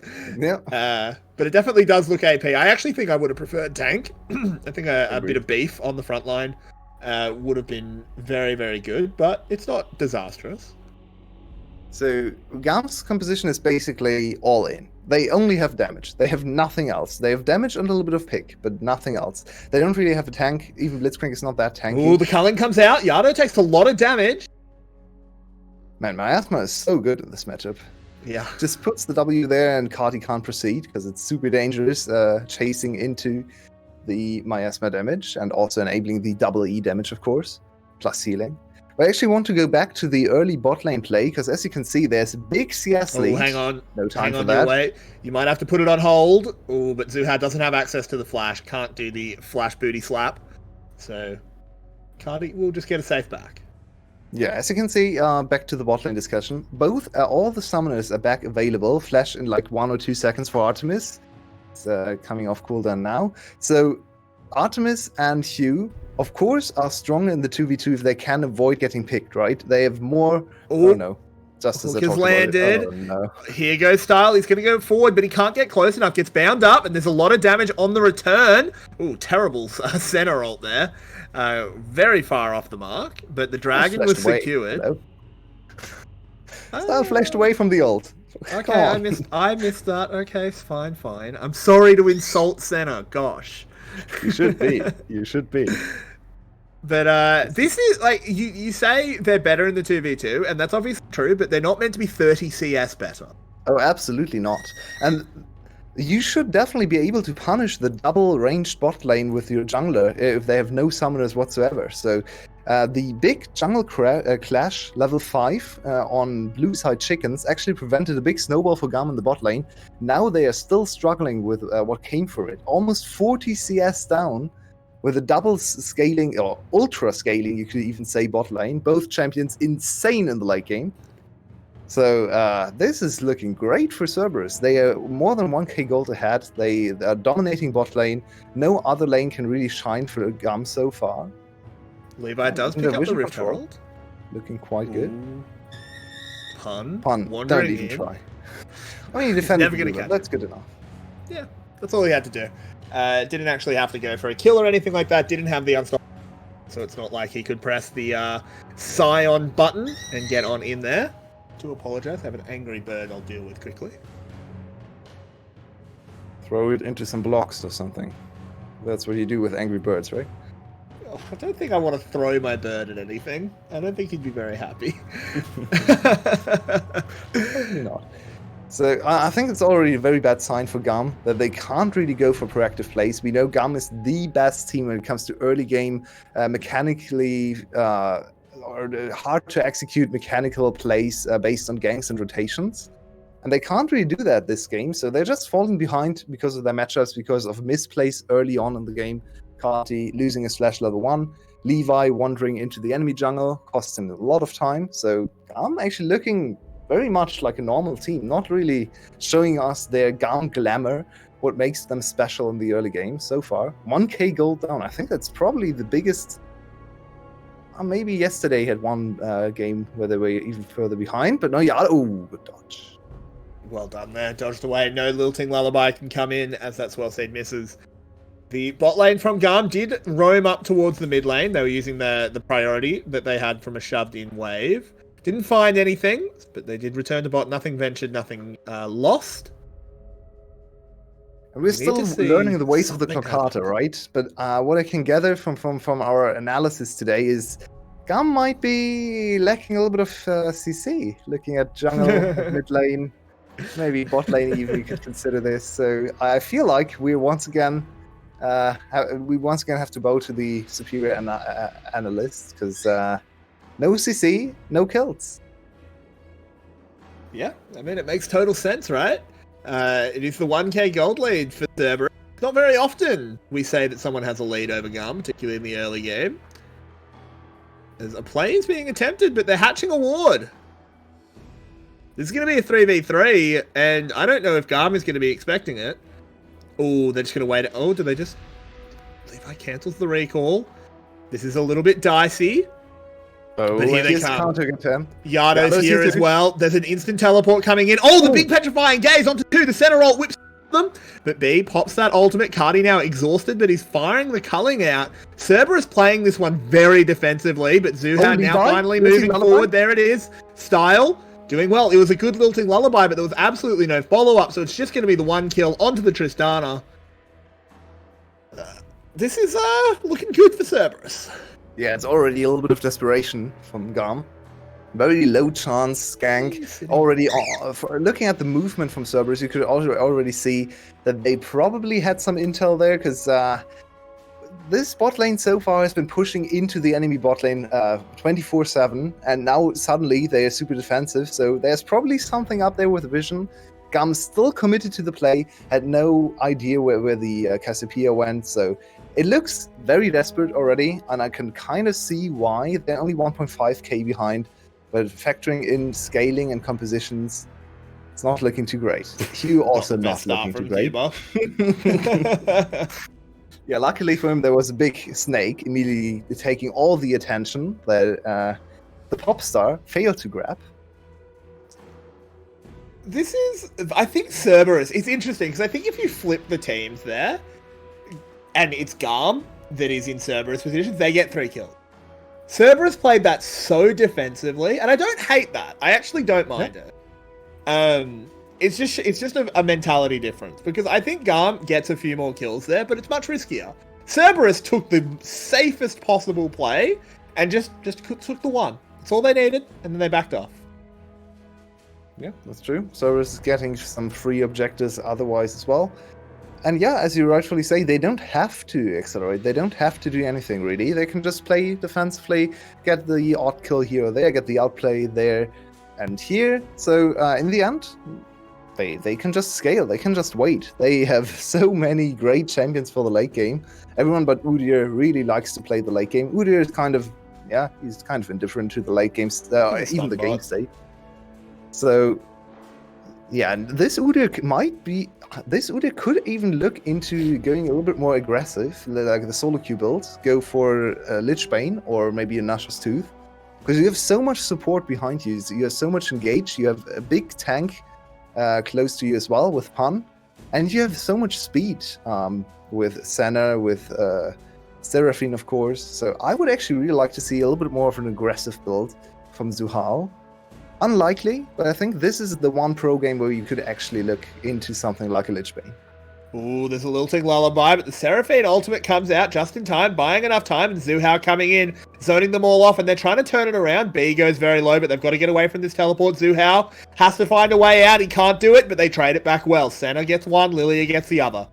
The exhaust 𝘁𝗀𝗆 is so tilted. He gets exhausted every single time he tries to go in. This was another exhaust, and this looked so good for the GAM, even though I have to praise 𝘁𝗀. Amazing pathing, knows exactly where he has to be. Bot lane, by the way. All you solo queue players, bot lane, the only lane that matters. Look at top lane, Gragas against Sion, who cares? Go to the Senna, your Senna is going to carry you late.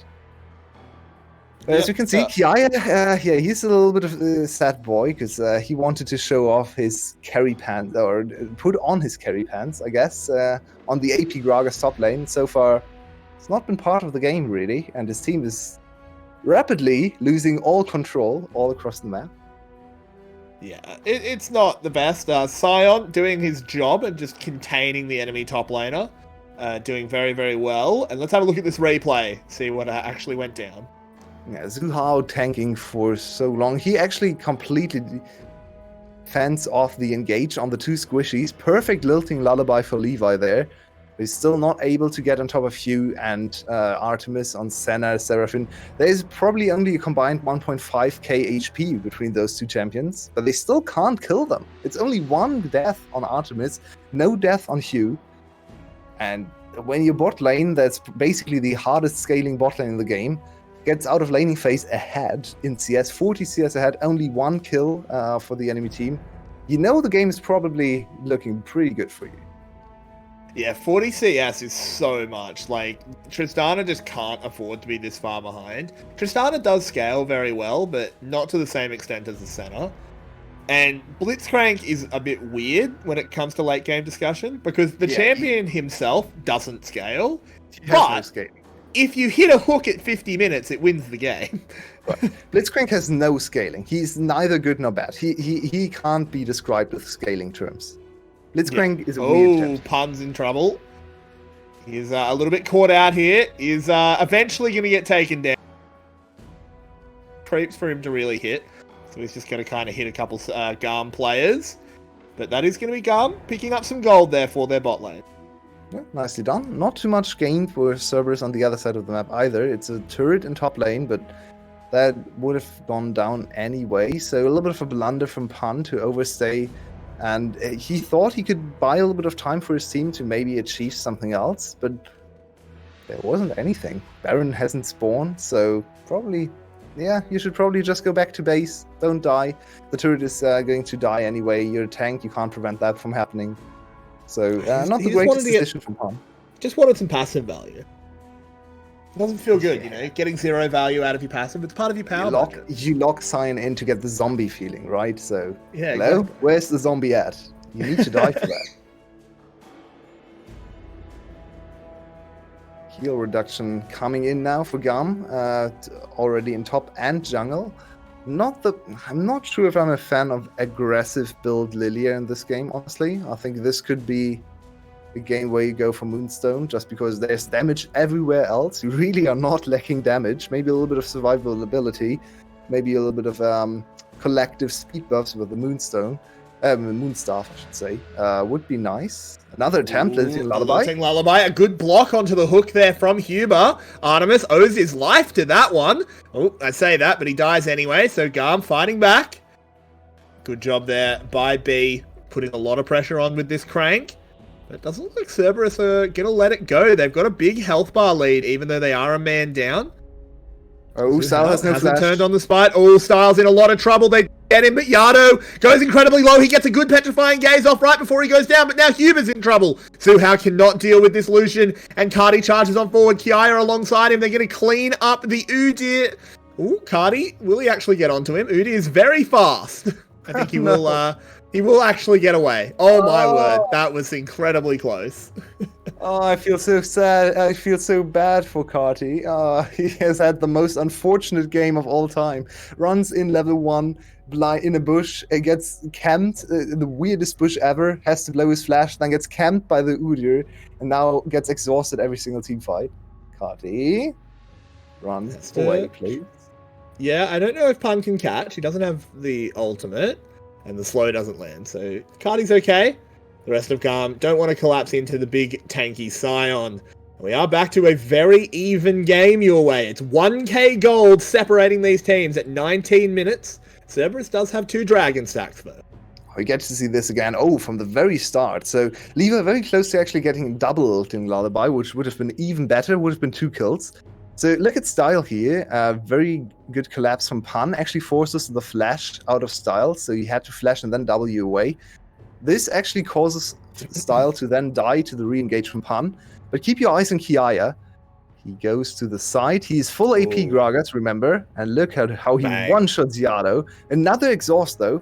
The exhausts are so pesky. It's so hard to deal with. Everyone has so much damage, but everyone also has an exhaust all the time for GAM. This time they actually get away with kills, but not as many as they wanted, for sure. And this, why can't we just cut away? Oh, poor 𝘁𝗺. Oh, it's so unfortunate. He was millimeters off of a kill onto that 𝘁𝗁. We are now at 6 and 6. 600 gold, the number of the beast being invoked. And truly, Cerberus is playing this one extremely close. Look at this stat line from Artemis. 27, 20. Oh my! Yeah, God. he's farming center. He's farming center. What do you expect? But why? But why? I mean, I don't know why he's farming center. That's a good question. While we were in the replay, Cerberus did actually pick up a 3rd dragon. They are now on Ocean Soul Point. I know you don't think much of Ocean Soul due to the new healing reduction, but Ocean Soul and Senna is kind of hitting a critical mass. And Seraphine. And Seraphine, yeah. And self-healing from Conqueror 𝘁𝗍𝗆. He's getting to a very insurmountable point there for GAM. For sure. They kind of need to do something about the Ocean Soul. They actually came back in terms of goal. Okay, the homeless man. God. Oh, man. Yeah, you see why we call him the homeless man now. 𝘁𝗏𝗺 wants to turn it around. He's attrition of the Rift, doing so much damage. Levi getting chunked out as well, though. Pun in the middle of the enemy team being an absolute nuisance. Lilia will get cleaned up, and oh my word, the 3-man stun. 𝘁𝗁𝗺 is in so much trouble. Now they just need to get 𝘁𝗏𝗺 before he cleans up Artemis. They manage it. It's a triple kill for the snack. Definitely not getting stepped on today as 𝘁𝗁𝗺 pops off in this mid lane fight. 𝘁𝗏𝗺 is really playing his heart out. He wants to win this series so badly. Another great engage, no flash available this time, but also great play from Pun. I think he was invisible still from the center effect there, so no one actually knew where he stood, and then he channeled his Q over the wall, got a triple knockout that turned around the fight again. This is going to be Baron for Cerberus. Very easy take with Senna. It's a super healthy Baron. And then 𝘁𝗍𝗆 can be steal this. This would be the... No, he can't. No, he can't. So Baron for the side of Cerberus, and I think they are very close to locking in game 3 to getting us to a 6-game day, because there isn't really much GAM can do here. Exhaust available again for Yado. He's super strong now as well. Everyone hitting the items. Let's have a look at this replay. I love Udyr. Man, what a champion. He just shuffles on in. This was such a good engage from 𝘁cie. Gets the 2-man stun on Artemis and 𝘁𝗶𝗆, the 2 priority targets. But now Yado, full Pun over the HP with wall. blue buff. Clutch. And hard carried that fight. Very nicely done. There was no ward in that bush, so they didn't actually know that the channel was coming through. And I don't think you can see the channel Not if you can't see someone Sion. is. Yeah, you can't see it. So unfortunate for GAM, but also a little bit, let's call it disrespectful. Maybe a little bit of an oversight there, because the Sion was somewhere. You need to always keep in mind that the Sion can bring quite a lot of CC, one of the slowest champions in the game, but when you just stand there, he hurts. Yeah, big time. He We're got up 40 souls. 55 Wow, now he has seconds. 65. Now he has 650 range. Wow. Not farming center at this point would probably sit on 750 range, by the way, with the same items, because you still get a lot of gold from souls. So there is absolutely no reason to go for farming center. Just pointing it out again. Yulwei, tell us how you really feel, man. Hey, at least Senna is winning games, so we are going to get some more Senna, I guess. It's true. It is very, very true. As 25 seconds, 23 now, I should say, on this Ocean Drake that would put Cerberus up to Soul and make this one almost impossible for GAM to come back from. And look at the charge forward. The encore was used, but 𝘁cie surfs away, looking good. That's a big ultimate to take out. Seraphine definitely very much wants to use that ultimate to get the play started. The Swirl Seed rolls on in, doesn't actually hit anyone. Look at Pun. He doesn't care. He just channels the Sion ult, doesn't hit anything, but he's done enough to zone. The Drake is alive. Style wants his blue buff.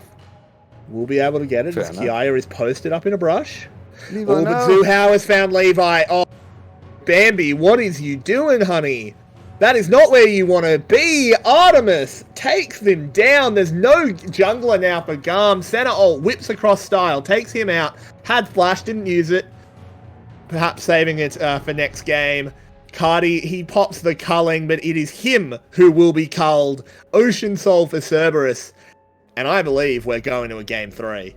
Man, and look at the timer. We're only at 25 minutes. This is actually a stomp. It's not a stomp in terms of snowballing the game perfectly with an early game focused composition that just goes for dice. It's not a Fnatic style of, or GAM style, I could say as well, where you just go for so many plays and it looks super flashy, but it's still a stomp. It's a 25-minute victory. It's only 5k gold lead, but there's no way GAM wins team fights. Absolutely no way. So, very, very convincing game from Cerberus, especially coming from the bot lane. 𝘁 had a rough game in game 1, but now, with the Seraphine, it's looking much better, and Artemis especially, main carry. 𝘁cie going for the last chance saloon. Does a decent job of engaging, but there's just absolutely no follow-up. It's actually going to open the door for Cerberus to re-engage. 𝘁cie goes down, chased out by Artemis. Truly useless because he's farming, of course. Goes golden, trying to fight Style off. The Buster Shot is used. He's just running away, trying to buy time. He knows he can't have an impact. As Cerberus are breaking down the front door. The invaders are at the gate. And what was previously the impregnable city of Constantinople has suddenly figured out that cannons exist. And they get more and more range here, with Senna Yep. slowly scaling up as well. Also, Pun and 𝘁𝗀 make BE so miserable this game. I think Clockwork pointed it out heading into the game.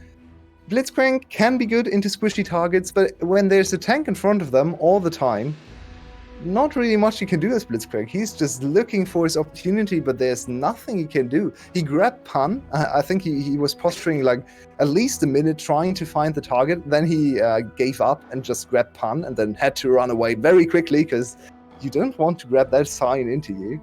So yeah, the Blitzcrank sadly not looking too great. We all like to see the odd Blitzcrank performance. But if it worked every time, we would see much more Blitzcrank. It's a super risky champion. It can work. It can look super flashy, but this game was not it. For sure. This is, GAM, they know that they have another game in the pocket. This was a bit of a weird comp out of them, I think. Particularly like 𝘁cie going full AP instead of going tank. The Lucian pick was very strange. But they were 1-0 up in the series. They are able to take these risks. And GAM is the kind of team that can easily bounce back in the game 3. Admittedly, this is the first game 3 we've seen them in. Yeah, yesterday they lost 0-2. Would be very bad to lose both series on the week. Yeah. Of course, would be a big setback for GAM. They would still be in second place, but Cerberus would overtake them as first place team. And yeah, GAM does not want that to happen. They are the regular season kings. Always have been. Oh, here we go. Eva Bye-bye. had 0 time to react. Pun doesn't take damage. They're going to move straight over to Baron. They killed the enemy jungler. They'll secure the purple buff, and then I think they will look to close out the game. Yeah, GAM can think about the next game, because there's absolutely nothing they can do here. The exhausts, I want to shout out again. I've talked a lot about the exhaust, but taking 2 exhausts here in this game, when the enemy team is full of damage dealers, they have to dive in, have to go into close range, is such a smart move, and they have been on point in the fights as well. It's one thing to load into the game with the exhaust, and then the next thing to actually use the exhaust in time to not die, to not fall prey to all the dives. So shout out to 𝘂𝗲𝗀 and Artemis, to 𝘂𝗶𝗆, I should say, with the exhausts, making Kha'Zix and 𝘂𝗂𝗃's life a living hell, because they just can't get the damage down. Yeah, they just don't do damage at all. And let's have a look at this again. Pun got it started, and yeah, what's Levi gonna do? Yeah, no flash for Levi. He was caught out before as well. Levi's mid games today have actually been very rough. After strong early games, he was 2-0 again this game. He's kind of lost on the map again. Something we saw last split when he played against Ego from time to time, where he still dominated in terms of pathing, in terms of CS, but then Ego just outperformed him in team fights, in mid-game, just movement, I guess, you could call it. And today, it's back to that kind of Levi, and it's not what we wanted to see, because early in the season, Levi was dominating absolutely every metric. They put 𝘁𝗀 to sleep. It did get his flash. GAM is actually on the counter push here. They will re-secure some gold. It's traded Just to run away from bot the enemy lane, team. huh? You can't Yeah, win but- team fights anyway, so get away from them. I mean, Cerberus needs to be a little bit careful. They don't want to lose too much. They lose an inhib tower. That's not particularly necessary. I actually They don't escape like as that they well. called off. I actually really don't like they called off the base race. The enemy team can't ever look to finish. You can stop their recalls. They don't have Baron recalls, and you have Baron minions and double stacked wave in bot lane. Just finish the game. Like, there's nothing GAM can do to stop you. Who cares if your inhibitor goes down when you finish the game? I don't like this kind of movement from Cerberus, especially with Baron, because they just lost a lot of Baron time. So GAM basically got to decide what to do on the map, even though they have absolutely no right to do so. They have no advantage whatsoever. They're behind in gold and items and dragons and teamfight power, and they still got to decide and dictate the tone. Oh, well played out of Pun. There is just nothing 𝘂𝗀𝗃 can do. He is just removed from existence by 𝘂𝗀𝗃, but set up by Pun there. They do take the inhib. I agree with you. I think that was a little bit of a blunder, but it doesn't look like they're going to get punished for it. Not a real Senna player. Artemis is not a real Senna player. He's He not didn't take taking those souls souls up. of an inhibitor. Yeah. Weakling. Second tower under siege. GAM, if they want to stay in this game, they've got to do it right now. Style hops away. Nexus is under siege. I don't know if they can hold this one. It would take a real miracle. Can't do it. The second team of the split will take a game off of GAM. Cerberus, of course, needs one more to make it a series. Haven't done that yet. And Yulwei. This is a banger. Our match of the week is really, really delicious. Yeah, very close, back and forth. And this game was... I guess you could look back at it as GAM and say, okay, it was doomed in draft diff, coach diff. Because some of that is true. I think, I think players have a big say in GAM, so I'm not sure about the coach diff, but definitely draft diff to a certain extent. Very risky composition.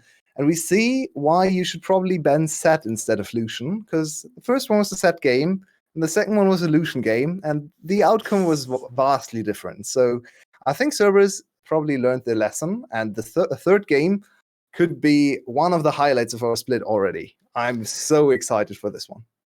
Yeah, I am too. You don't want to go anywhere, guys. You don't want to miss any of this action in GAM taking on Cerberus. This is the battle for first place. It's the match of the week. And we'll be back with the VCS analyst desk in about 10 minutes. Don't go anywhere, guys. As I said, you don't want to miss this.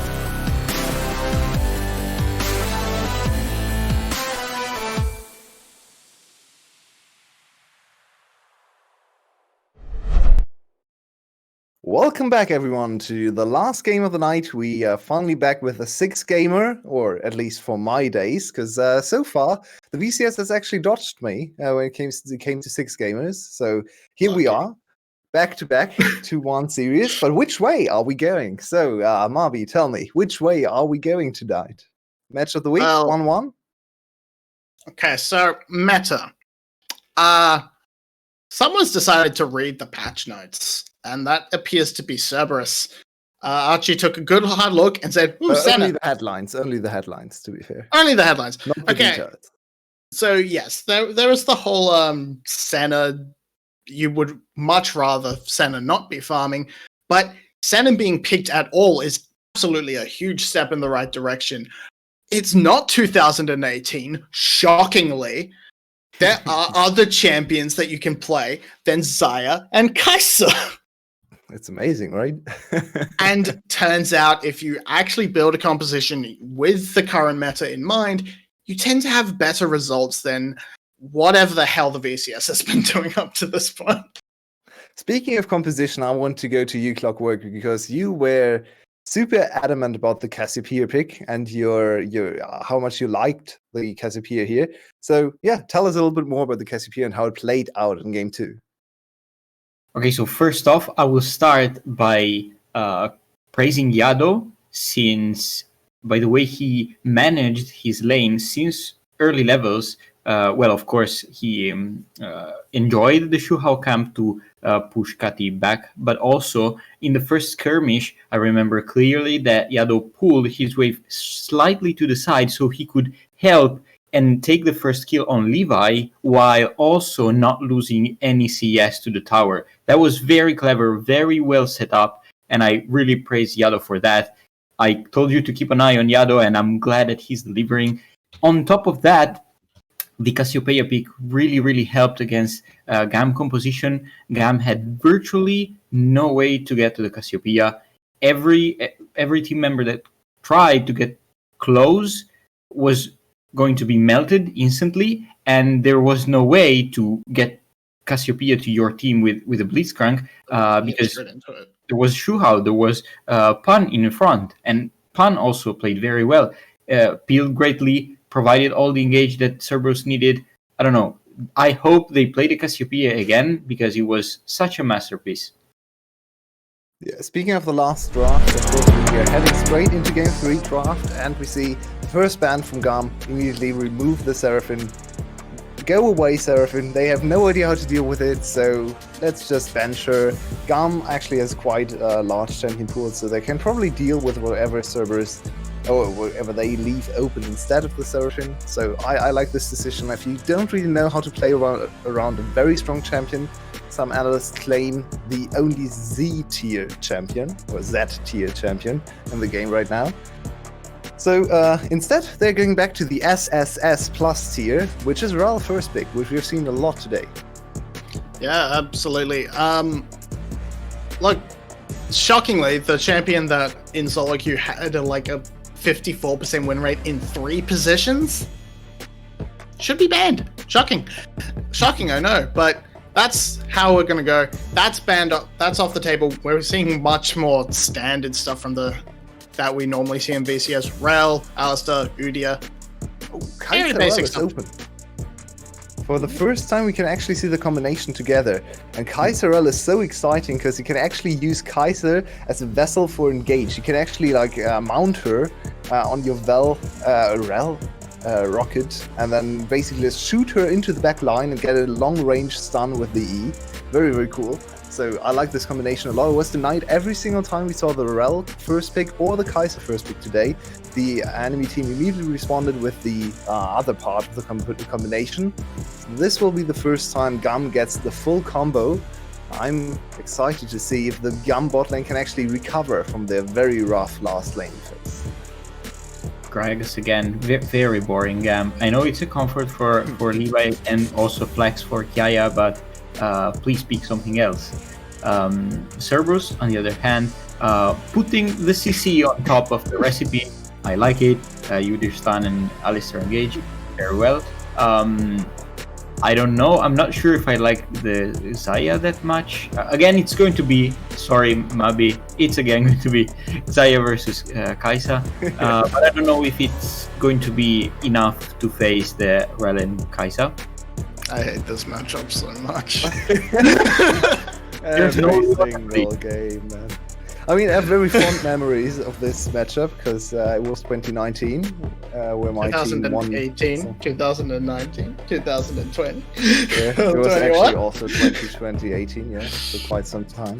Oh, We're not so- sure why they didn't just go back to Senna. Senna 𝘂𝘂𝗀 worked well last game. It's a very strong combination. I guess you don't really. I guess they are not playing fasting Senna anyway, so Senna 𝘂𝑚𝑒st sounds fine to me, especially because 𝘂𝑚𝑒st can protect Senna from the rel engage as well.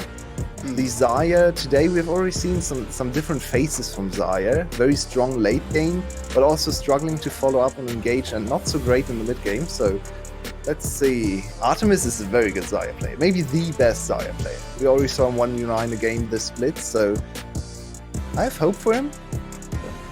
Would have liked to see something else instead. Yeah. I like here Cerberus again banning Sett, Tristana, and Lucian.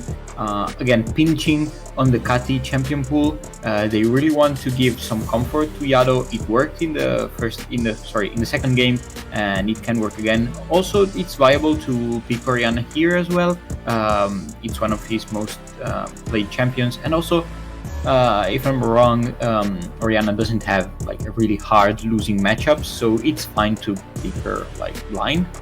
Yeah, I think more than anything, they're trying to force 𝘁𝗁𝘀 onto Syndra. They're saying, we've banned the rest of your champion pool. That's all you can play now, and Syndra's a bad champion.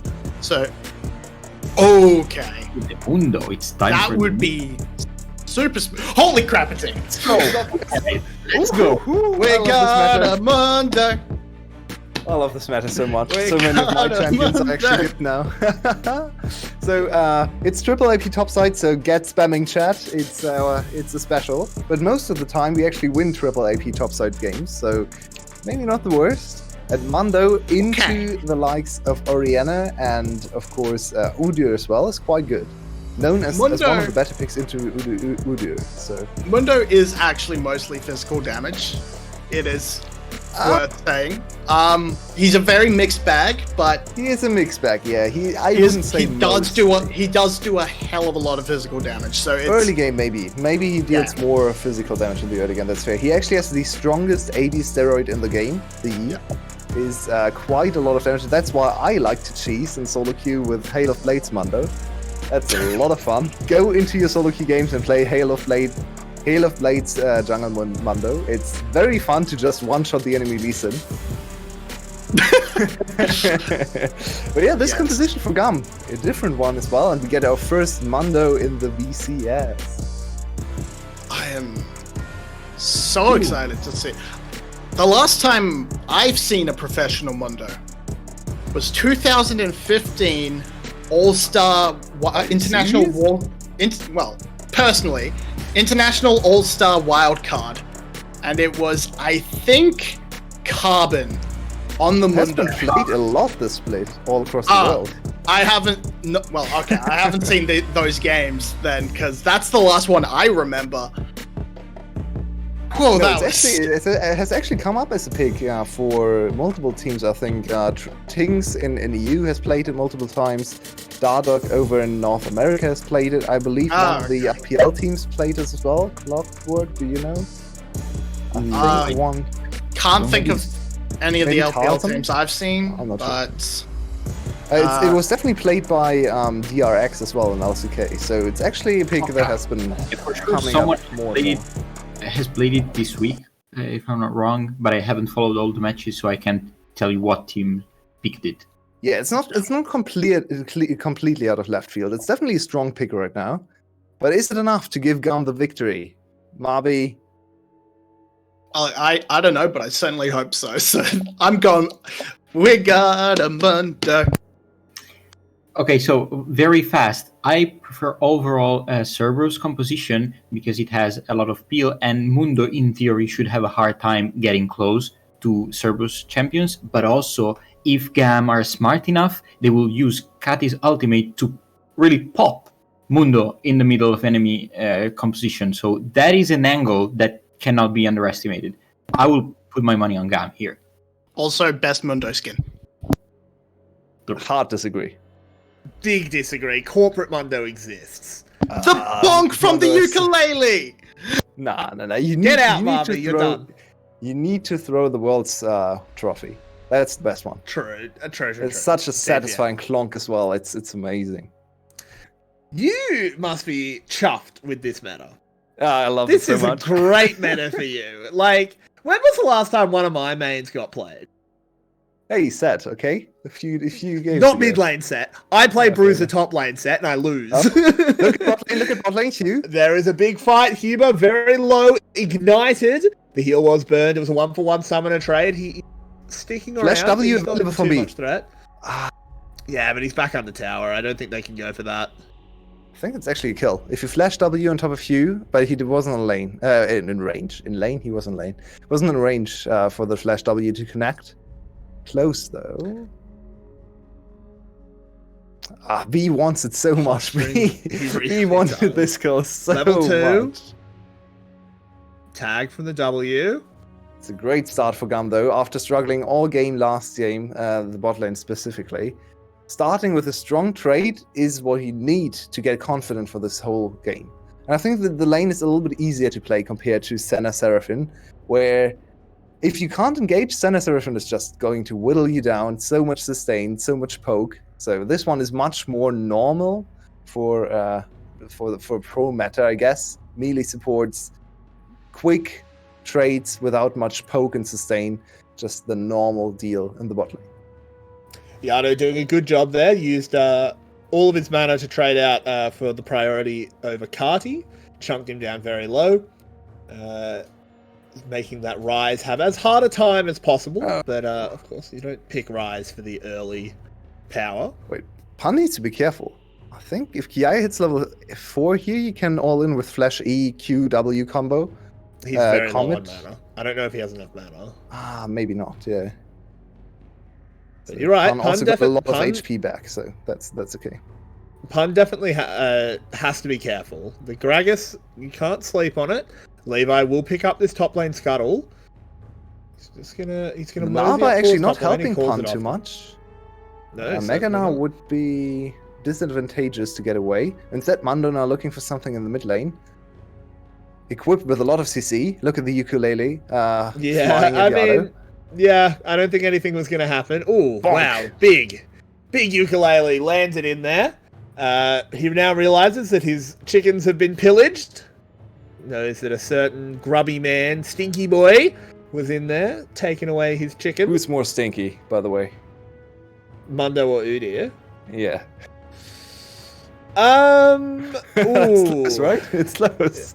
It's close. I'm gonna say because he has a stinky soul as well.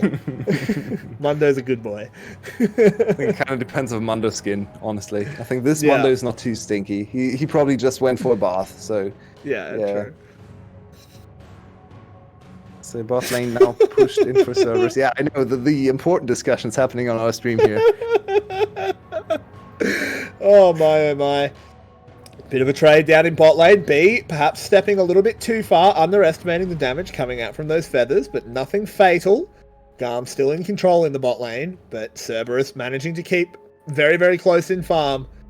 Hopefully get a reset off. Not the biggest fan of the reset for Cerberus. Yeah, they're calling it off because they have a big advantage in terms of HP. Oh, here they go! Oh, wow, Star with a good flash to get away from the Blade Caller. Has to keep running, though. Another feather won't land. Good job there. Style flashed away as soon as that E was pressed. Flash and heal forced from Style, so very nice capitalization from the side of Cerberus. They realized we are level 4, they haven't backed either. We are not forced to back. We can actually fight for a better lane positioning. And they did just that. Very nice engage from 𝘁cie. And both flashes will be down for Cerberus' bot lane for the next few minutes, but it's still a hex flash from 𝘁cie, so not the biggest deal. They might be able to return for Style and maybe get a big bear boy in there as well. Flash Spear Slab for an early first blood on Style would be a nice start for Cerberus. It is possible. 𝘁𝗏 has gotten a few good trades here onto Yado. Has actually got himself up in a good position. But, lovely little play there. The good fade. Oh! What? What? The fadeaway overload. Get wrecked, Oriana. 𝘁cie. He can play more than one champ. Whoa, 𝘂𝗷𝘀, you can't just stand there and take the bounce? What the? Oh my. I did not think you would just... Okay. He just stood there and died. And now the gank in bot teleport's lane. coming in. Yep, they're trying to go under the tower. B charging forward. There's the Rise ultimate. He's going to realm walk forward. A double stun. Fantastic stuff out of B. And they're just going to chain it forward. Mundo taking the tower. Has access to that sadism. And it's a double kill for Rise. To wait means nothing is even traded back. 𝘂𝗷𝘀 is here, as is 𝘁𝗃, but there's nothing they can do. I think GAM evacuates for free. And it's time for 𝘁𝗀𝗀𝗀. Chapter 1 happening here. Fantastic flash. Look at this. He bounces. 152 damage, by the way.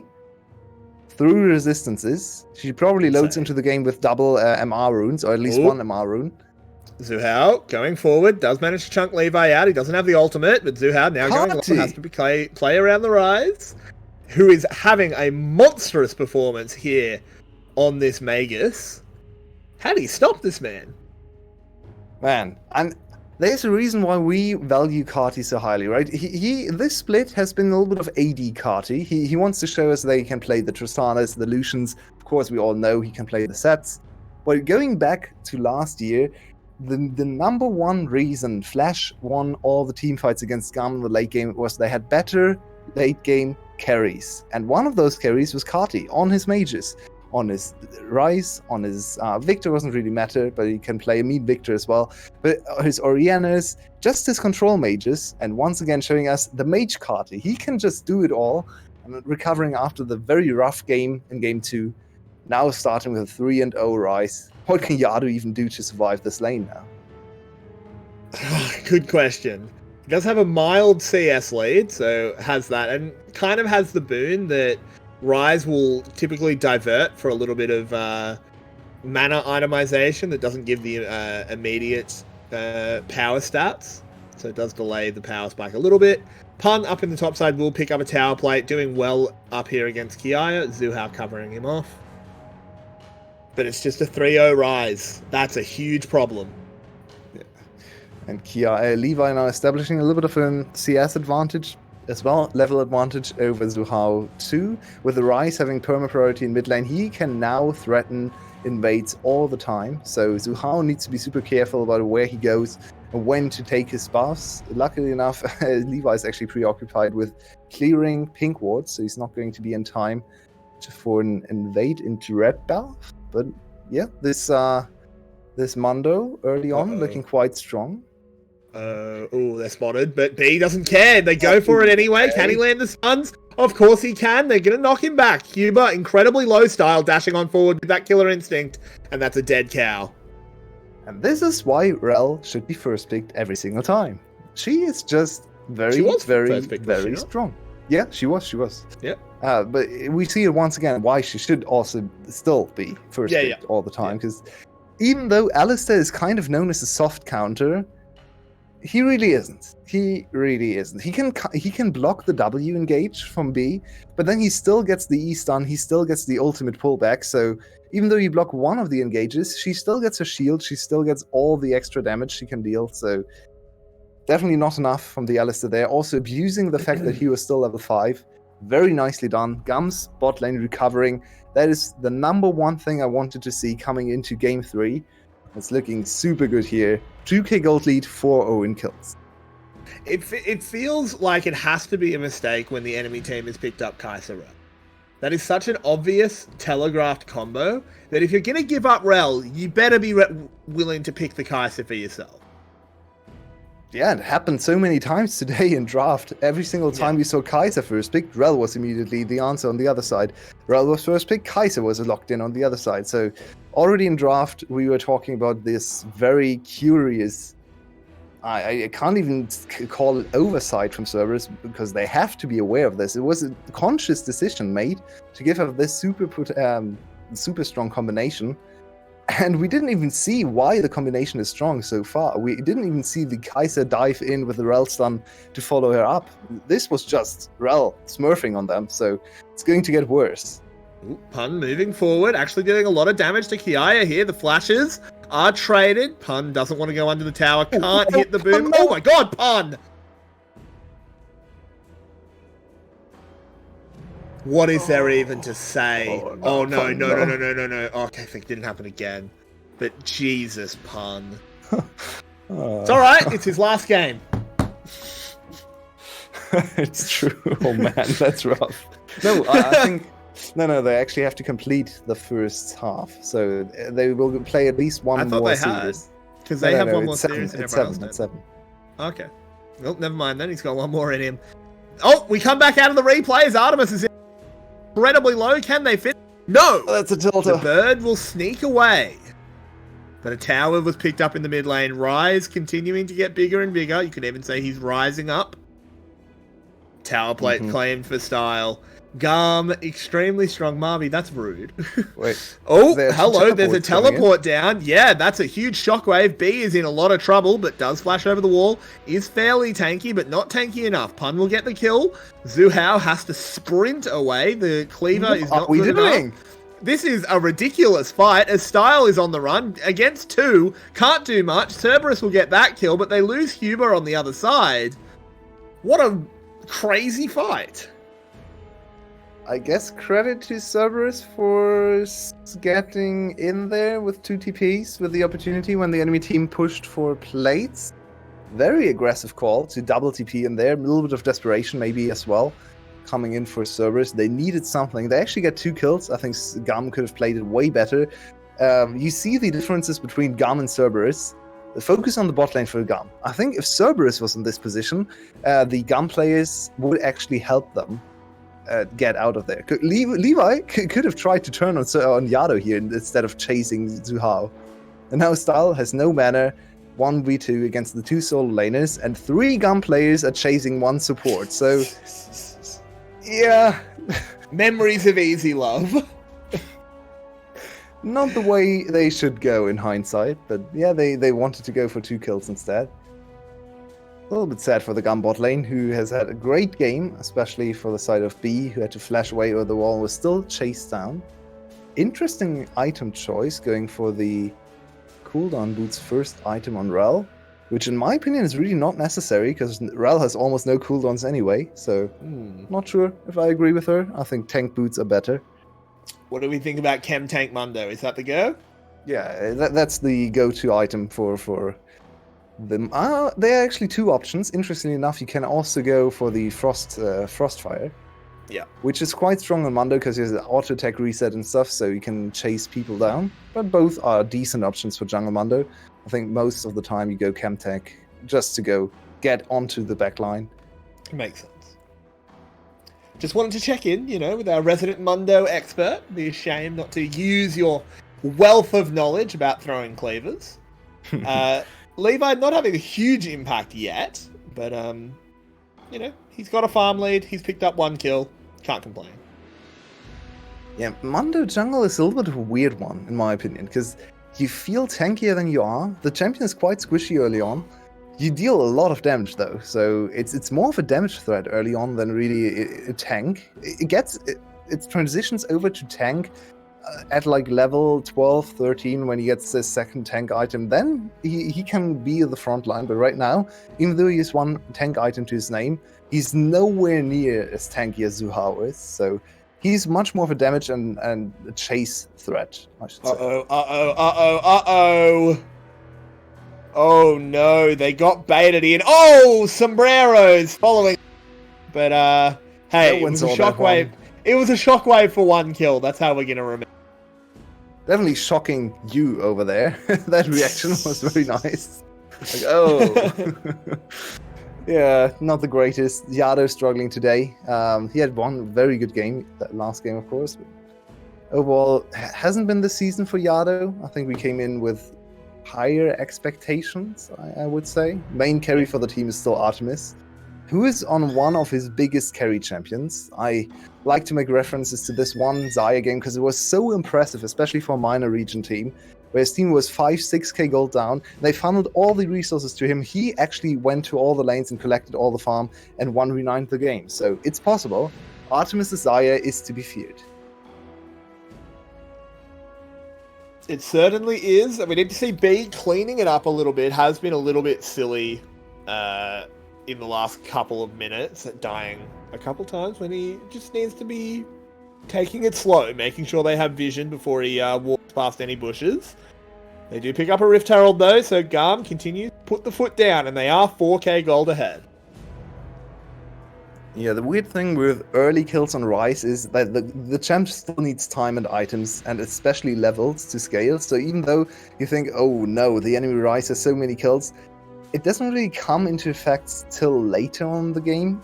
He definitely is accelerated. He got the luxury Verdant Barrier, which he probably can't build if he doesn't get 3 early kills. Or if he goes for that, it will delay his item spike.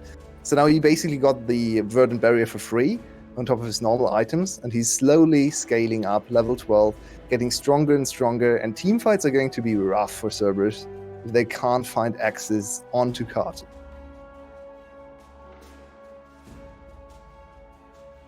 Ooh, pun getting set up on, but does Stride break out of there? He's safe, has a full Nahbar as well. A dive would have been very misguided, to say the least. We're slowing down. It's getting tense here. Can you feel it? It is. I can feel the tension. Tension is building. GAM is still very far ahead. 4k, 2 dragons. Next one spawning in 20 seconds. But you can see Cerberus is first on the move. Got mid pressure and are going to invade all of the vision setup in favor of Cerberus. And now it's on GAM to face Jack. Mountain Rift. Well, they don't. Quite risky. The trigger. Luckily, they have very, very strong and tanky members on their side, so GAM is going to reconquer vision. If they win this dragon, it's going to be super hard. Cerberus is going to be hard-pressed to actually contest the next one, so you have to make a decision here. Do you go for the steal? Do you go for the fight? Or do you just try to get as many resources Pun as has possible? nearly full Nahbar. You have to fight, surely. Sure, I think you should probably just wait. If you can't find a good angle on 𝘁cie, who just completed the best item possible for him, don't think it's really they're there. going to move forward. There's the Stride Breaker. They've got CC down on him, but they can't finish it off. And there's a Shockwave that doesn't do enough. This is going to be a big play here for GAM. They pick up 2. 𝘁cie is in the middle of the back line. I think he thought he would get the kill there. Didn't end up getting it. Oh, he does in the end. As the Nah goes down. Liandry's is a pretty strong item. I should have remembered. And this is GAM charging forward. They summon the Rift Herald. They can go collect that dragon whenever they want. They'll get this mid lane tower. And they are looking like they will not lose 2 series in a row. Another very valuable lesson for all the solo queue heroes out there. Dragon is not greater than game. If you have to give a dragon, give the dragon. You should not flip the whole game over the dragon. Flip is the wrong term here because they were already very far behind. But if you know you have 2 late game scaling champions that need more items and you can't fight right now because the items are just not there, then don't fight. It's easy as that. If you know you can't fight, don't fight. And once again, we see it pro team being way too adamant about fighting the 3rd dragon instead of the 4th, Well, and now they can't speaking of fight which, the 4th. Levi has been caught out. They want to try and reclaim some gold here. Style getting completely zoned out, and we'll give it straight across to Artemis. So they know where their bread is buttered, and we know all about butter. It's very nice to step. That's true. In the meantime, 𝘁cie is It's an getting... old meme. Real fans 𝘁cie's know. getting- Real fans know.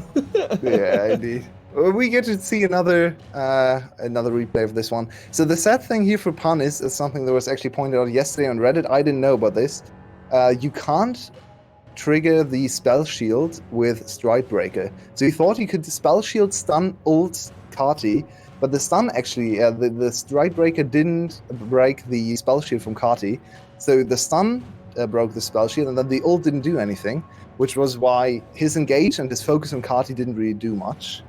So yeah, you have to keep in mind that the spell sheet is not broken by Stride Breaker effect, and I think by Gore Drinker it isn't either. I'm not sure about that one though. Not relevant, as we have no Gore Drinker in this game. So it's hard for them to get on top of 𝘁cie. And speaking of getting on top of 𝘁cie, he is during the Baron. Yep, he is 5-0. This Rise is well and truly online. Level And the Baron 14. is gone. Yeah, I mean, Baron is just non-existent. Aye, It is picked aye. up, melted away. That is a free Baron take, and they've caught 𝘂𝗶𝗆.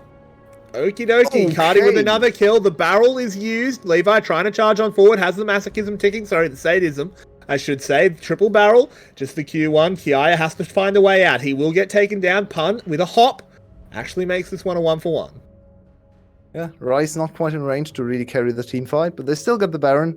It's a little bit overzealous maybe on the backhand there, going for the team fight. They don't have to go for it. It was okay still. Ooh, And B. Okay, B has made a bit of a mistake, but it could be a bait. It could be a bait. 𝘁𝗏's Oh, no, here. no, The that's all stuns are there. in. In comes the overloads. Way. Rise has arrived. And they just turned that one around for free. 𝘂𝗏 can't even get the Sad. down. Oh, it's such a tragedy. 𝘁𝗏 is just a raid boss. You need 20 well-geared men to take this one down. Yeah, neither are they 20 nor are they well geared. They are very far off being well geared, especially when you look at the likes of 𝘂𝗷. Only one item completed. 16 demon hunters. It's not a good comp. Unfortunate. I made Marby laugh. It's okay. But yeah, the Orianna actually with very good positioning, very good fight, but sadly there's just no oomph behind her ultimate. She hit a 3-man ultimate, but all it did was like buy 2 seconds. Ow. That hurt. Yeah, it really did. 𝘂𝗏 might be asking if he can go see a doctor at some point, as B has come down very, very hard. I'm sure the metal horse weighs quite a bit, as 𝘂𝗍 is cleaned off the map. This is GAM. This is what they do. They're 8k ahead at 23 minutes. Their siege is still abysmal, so they want to go for the dive instead. But 𝘁𝗏's not there though. Oh, that is a big shockwave. Holding them back for a moment. It doesn't do enough. Oh, and B flying in on this rail. God, this is a good champion, and God, he's good at it. 𝘂𝗶𝗆 managing to get away on very low health. 𝘁𝗏 is just diving forward. The man likes his kills. 𝘁𝗏, very low. Don't ruin your KDA, 𝘁𝗏. Come on. As 𝘂𝗏 zooming on out of the base, but even with all that speed, he can't get close enough, but the feathers from Artemis can. 𝘁𝗏 taking another tower shot. This actually will be the end of the push. Cerberus hold on to fight another day. And Side, I know you're out there. You better be praying very hard for your boys to turn this. I mean, GAM actually gave Cerberus a chance. Artemis collected another 700 gold chat, and he should be close to his 3rd item, the very important IE. Artemis, sprint over there, farm as much gold as possible, 1.8k already in his pocket, so he needs a little bit more for the IE. I think 2.8 is where it's at, so give him absolutely everything, give him all the waves, all the jungle creeps, all the wards, I don't care. He just needs some gold. And if he gets to 3 items and maybe 𝘁𝗏 misplays here or there, gets stunned from something, probably not the 𝘂𝗍 that we've seen before, then potentially it's another Artemis, another legendary Artemis performance. But speaking of 𝘁𝗏, I wanted to revisit. No, never mind. No time for that. Pun getting caught out. Yeah, Pun has been caught, but he manages to get away, so please do make your point. So the Rice set up the ultimate to dive, and then everyone was excited to go in there. And then in the last possible second, Rice stepped back and just said, "Yep, see ya later. Have fun with the Orianna ultimate. I'm going to come late." Good luck, everybody else! It's the classic Rice. I love it.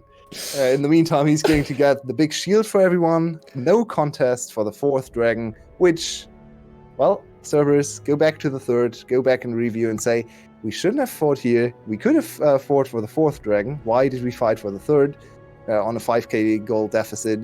Not the play. Give up dragons when you have to and fight for the dragons you really have to. It's not the 3rd, it's the 4th. Yep, it's very, very true. Levi in there. 𝘂𝗏 just getting clocked as 𝘂𝗏 tries to make something happen, but the tower will go down. B charges on forward. Can he get the stun? Hasn't quite landed it yet, but 𝘂𝗏 has died. Where's 𝘁𝗏𝗆? He's the one that matters. He's throwing out those overloads. Mundo's picked up a kill. They're going to push on in. There's the big rise ult. This time 𝘁𝗏𝗆 actually followed along with it. Style's going to be the one picking up the rest get back. 𝘁𝗏𝗆 flashing away. 𝘁𝗏 inting his KDA. Unfortunate stuff, but they are... He did.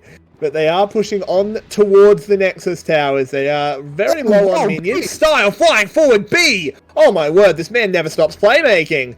And 𝘂𝗏 is the last left standing. There's one Nexus tower. And GAM look to reassert themselves as the #1 team in the league. Team Secret made them bleed. But 𝘀𝗵𝘆 couldn't finish off the beast. They get back up. They regrow. And they are on top. We will be going straight over to the VCS English analyst desk. That is good night from me. I hope everyone enjoyed the casting. And we'll see you tomorrow.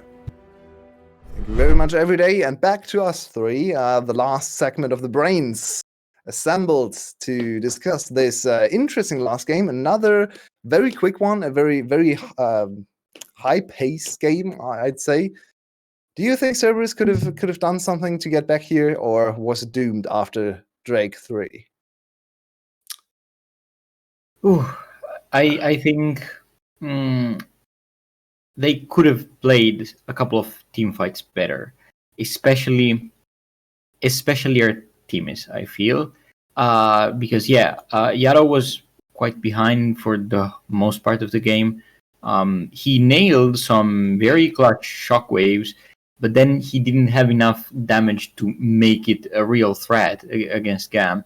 But instead, Artemis never had any moment where he could, just be in his position and put damage out. He was always being dove upon, and GAM made everything they could to make sure that Artemis was the first one to die, or at least use his both of his summoners.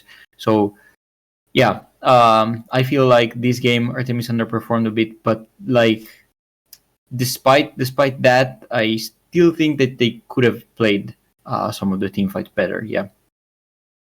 I think for the most part 𝘀𝗵𝘆 did actually pretty well. They just got outplayed. A bit of an unsung hero was 𝘁𝗏𝗆, generally disrupting the ability for 𝘀𝗵𝘆 to fight back with that attempt onto 𝘁𝗏𝗆 around that third dragon. The stride breaker didn't block the shield, but there was a beautiful ultimate from 𝘁𝗏𝗆 to push Nar way back away E-flash over the wall as well, I believe. He hit 2 or 3 people with the E-flash there. Yeah, beautiful ultimate to completely separate the Alistar and the Nar away from each other, give 𝘁𝗏𝗆 the space to breathe and kill those CC monsters. And that really gave 𝘁𝗏𝗆 the room to carry the damage portion of the fights. B, of course, had a massive standout performance, but 𝘁𝗏𝗆 definitely a bit of an unsung hero there, I think. It was all lost in the chaos, so I'm not gonna blame you guys for not catching it, but yeah. Yeah, I believe I screamed 𝘁𝗏𝗆 on the team fight, but then kind of glossed over it in the replay. So thank you for pointing out again the efforts again. So many micro decisions taken in the fights on all different ends of the spectrum. So we finished the match of the week, and GAM cement themselves as #1 team now with 5-1. 𝘀𝗵𝘆 go to 4-2. Actually now only 1 series ahead of Team Secret. So 𝘀𝗵𝘆 once again has to be careful not to drop down. We have seen this before, right? Last summer. But I want to actually zoom out a little bit and go back to a point from earlier today from you, Clockwork, talking about the supports in our league, and kind of just want to end the day on maybe a little bit of a ranking for today's supports. Who impressed you the most? Who performed the best? We played 𝗀𝗏𝗆, B, 𝘂𝗶𝗆, and the 4th one was CBL, of course. So 4 very esteemed, very strong support players. Yeah, I want to hear your opinions. Yeah, so at 4th place, I would put 𝗀𝗏𝗆 for today. I know he has had a great split so far, and that's why I wanted to see more out of him, and I didn't think he lived up to that today. So that's why I'm putting in 4th today. 2nd, I would put 𝘂𝗶𝗆. 3rd. second from below. I would put 𝘂𝗶𝗆. Yes, he managed to win a game against GAM, but several times he missed some clutch ultimates, and in this game he didn't provide too much of appeal for 𝘁𝗻𝘁 as I said before. So I think he also could have done better, especially compared to what he showed so far. Then I'm very conflicted with 𝗂𝗶𝗆 and CBL. I think they both played great today. I'm gonna go with 𝗂𝗆 second and CBL first. Just CBL reclaiming the throne. Oh, I would say so. But like, yeah, in order to motivate fully this ranking, I will also have to take into account what happened yesterday in the straight matchup. Of course. Just wanted to quickly check in with the point from earlier today. Do you agree, 𝘁𝗶𝗆, mostly? Do you think you have Liam? I'm not so hot on CBL. I think I have him about third, because he didn't really stand out to me at all. 𝘂𝗶𝗆 had... Actually, no, I will say CBL second, because 𝘂𝗶𝗆 had that one really good game on Seraphine, but the other two games were not so great from him. So, but CBL didn't really stand out. B had a okay game on the 𝘁𝗀. He didn't have a bad game at all, but the champion just wasn't able to really function. Didn't really get to do much, but right? when B did show up, B showed up massive. So I think B is on top. I think B is the best support in the league at the moment. And CBL had a really good showing today, and glad to see him back on form. But yeah, I think second place for CBL, B coming in strong. Yeah, and if I might add about supports, not that played today, but they're going to play tomorrow. I really want to see 𝘁𝗀𝗆 from Buffalo, what he can do. Oh yeah, he's really coming up hot, and I think that with the correct progression, he can also be in discussion for one of the great supports of this split. So keep an eye on him tomorrow versus 𝘁𝗆. Yeah, indeed. Very nice transition over to the matchups from tomorrow. We have 𝘁𝗆 against 𝘁𝗄𝗏, and we can just stick with this great storyline about the supports. I've praised the support pool already in the split, and yeah, I like this point about the old guard and the new guard, 𝗀𝗏, and especially 𝘁𝗀𝗆 coming in and challenging some of our own or old perceptions, especially when it comes to players like 𝗏𝗏, players like 𝘁𝗀. Both will play tomorrow, 𝗏𝗏 against 𝘁𝗀𝗆 in Series 1, 𝘁𝗏 against 𝘁𝗄𝗏. And then to round out our week, we have SPTC against GLX. So 2 more exciting matches to finish 6 series for every single team. But I think that's it for today. Thank you very much once again for tuning in. It's a very nice transition over to 𝘁𝐿EC. In 5 minutes, they start their pre-game, so perfect timing. Come back tomorrow for some more exciting games. Thank you very much for coming on again, Clockwork. Thank you very much, 𝘁𝗶𝗆, as always, Spoods, and Everyday, of course, as well. And if you like the show, please consider supporting us. You can subscribe to us to gain some great emotes. You can, of course, also just donate something to us. Our Patreon is open as well, so please consider it if you like the show and if you want the show to live on and make it to the next few splits and so on. And with that, I think that's it for today. We had a great match of the week, 6-game day, and we will be back tomorrow.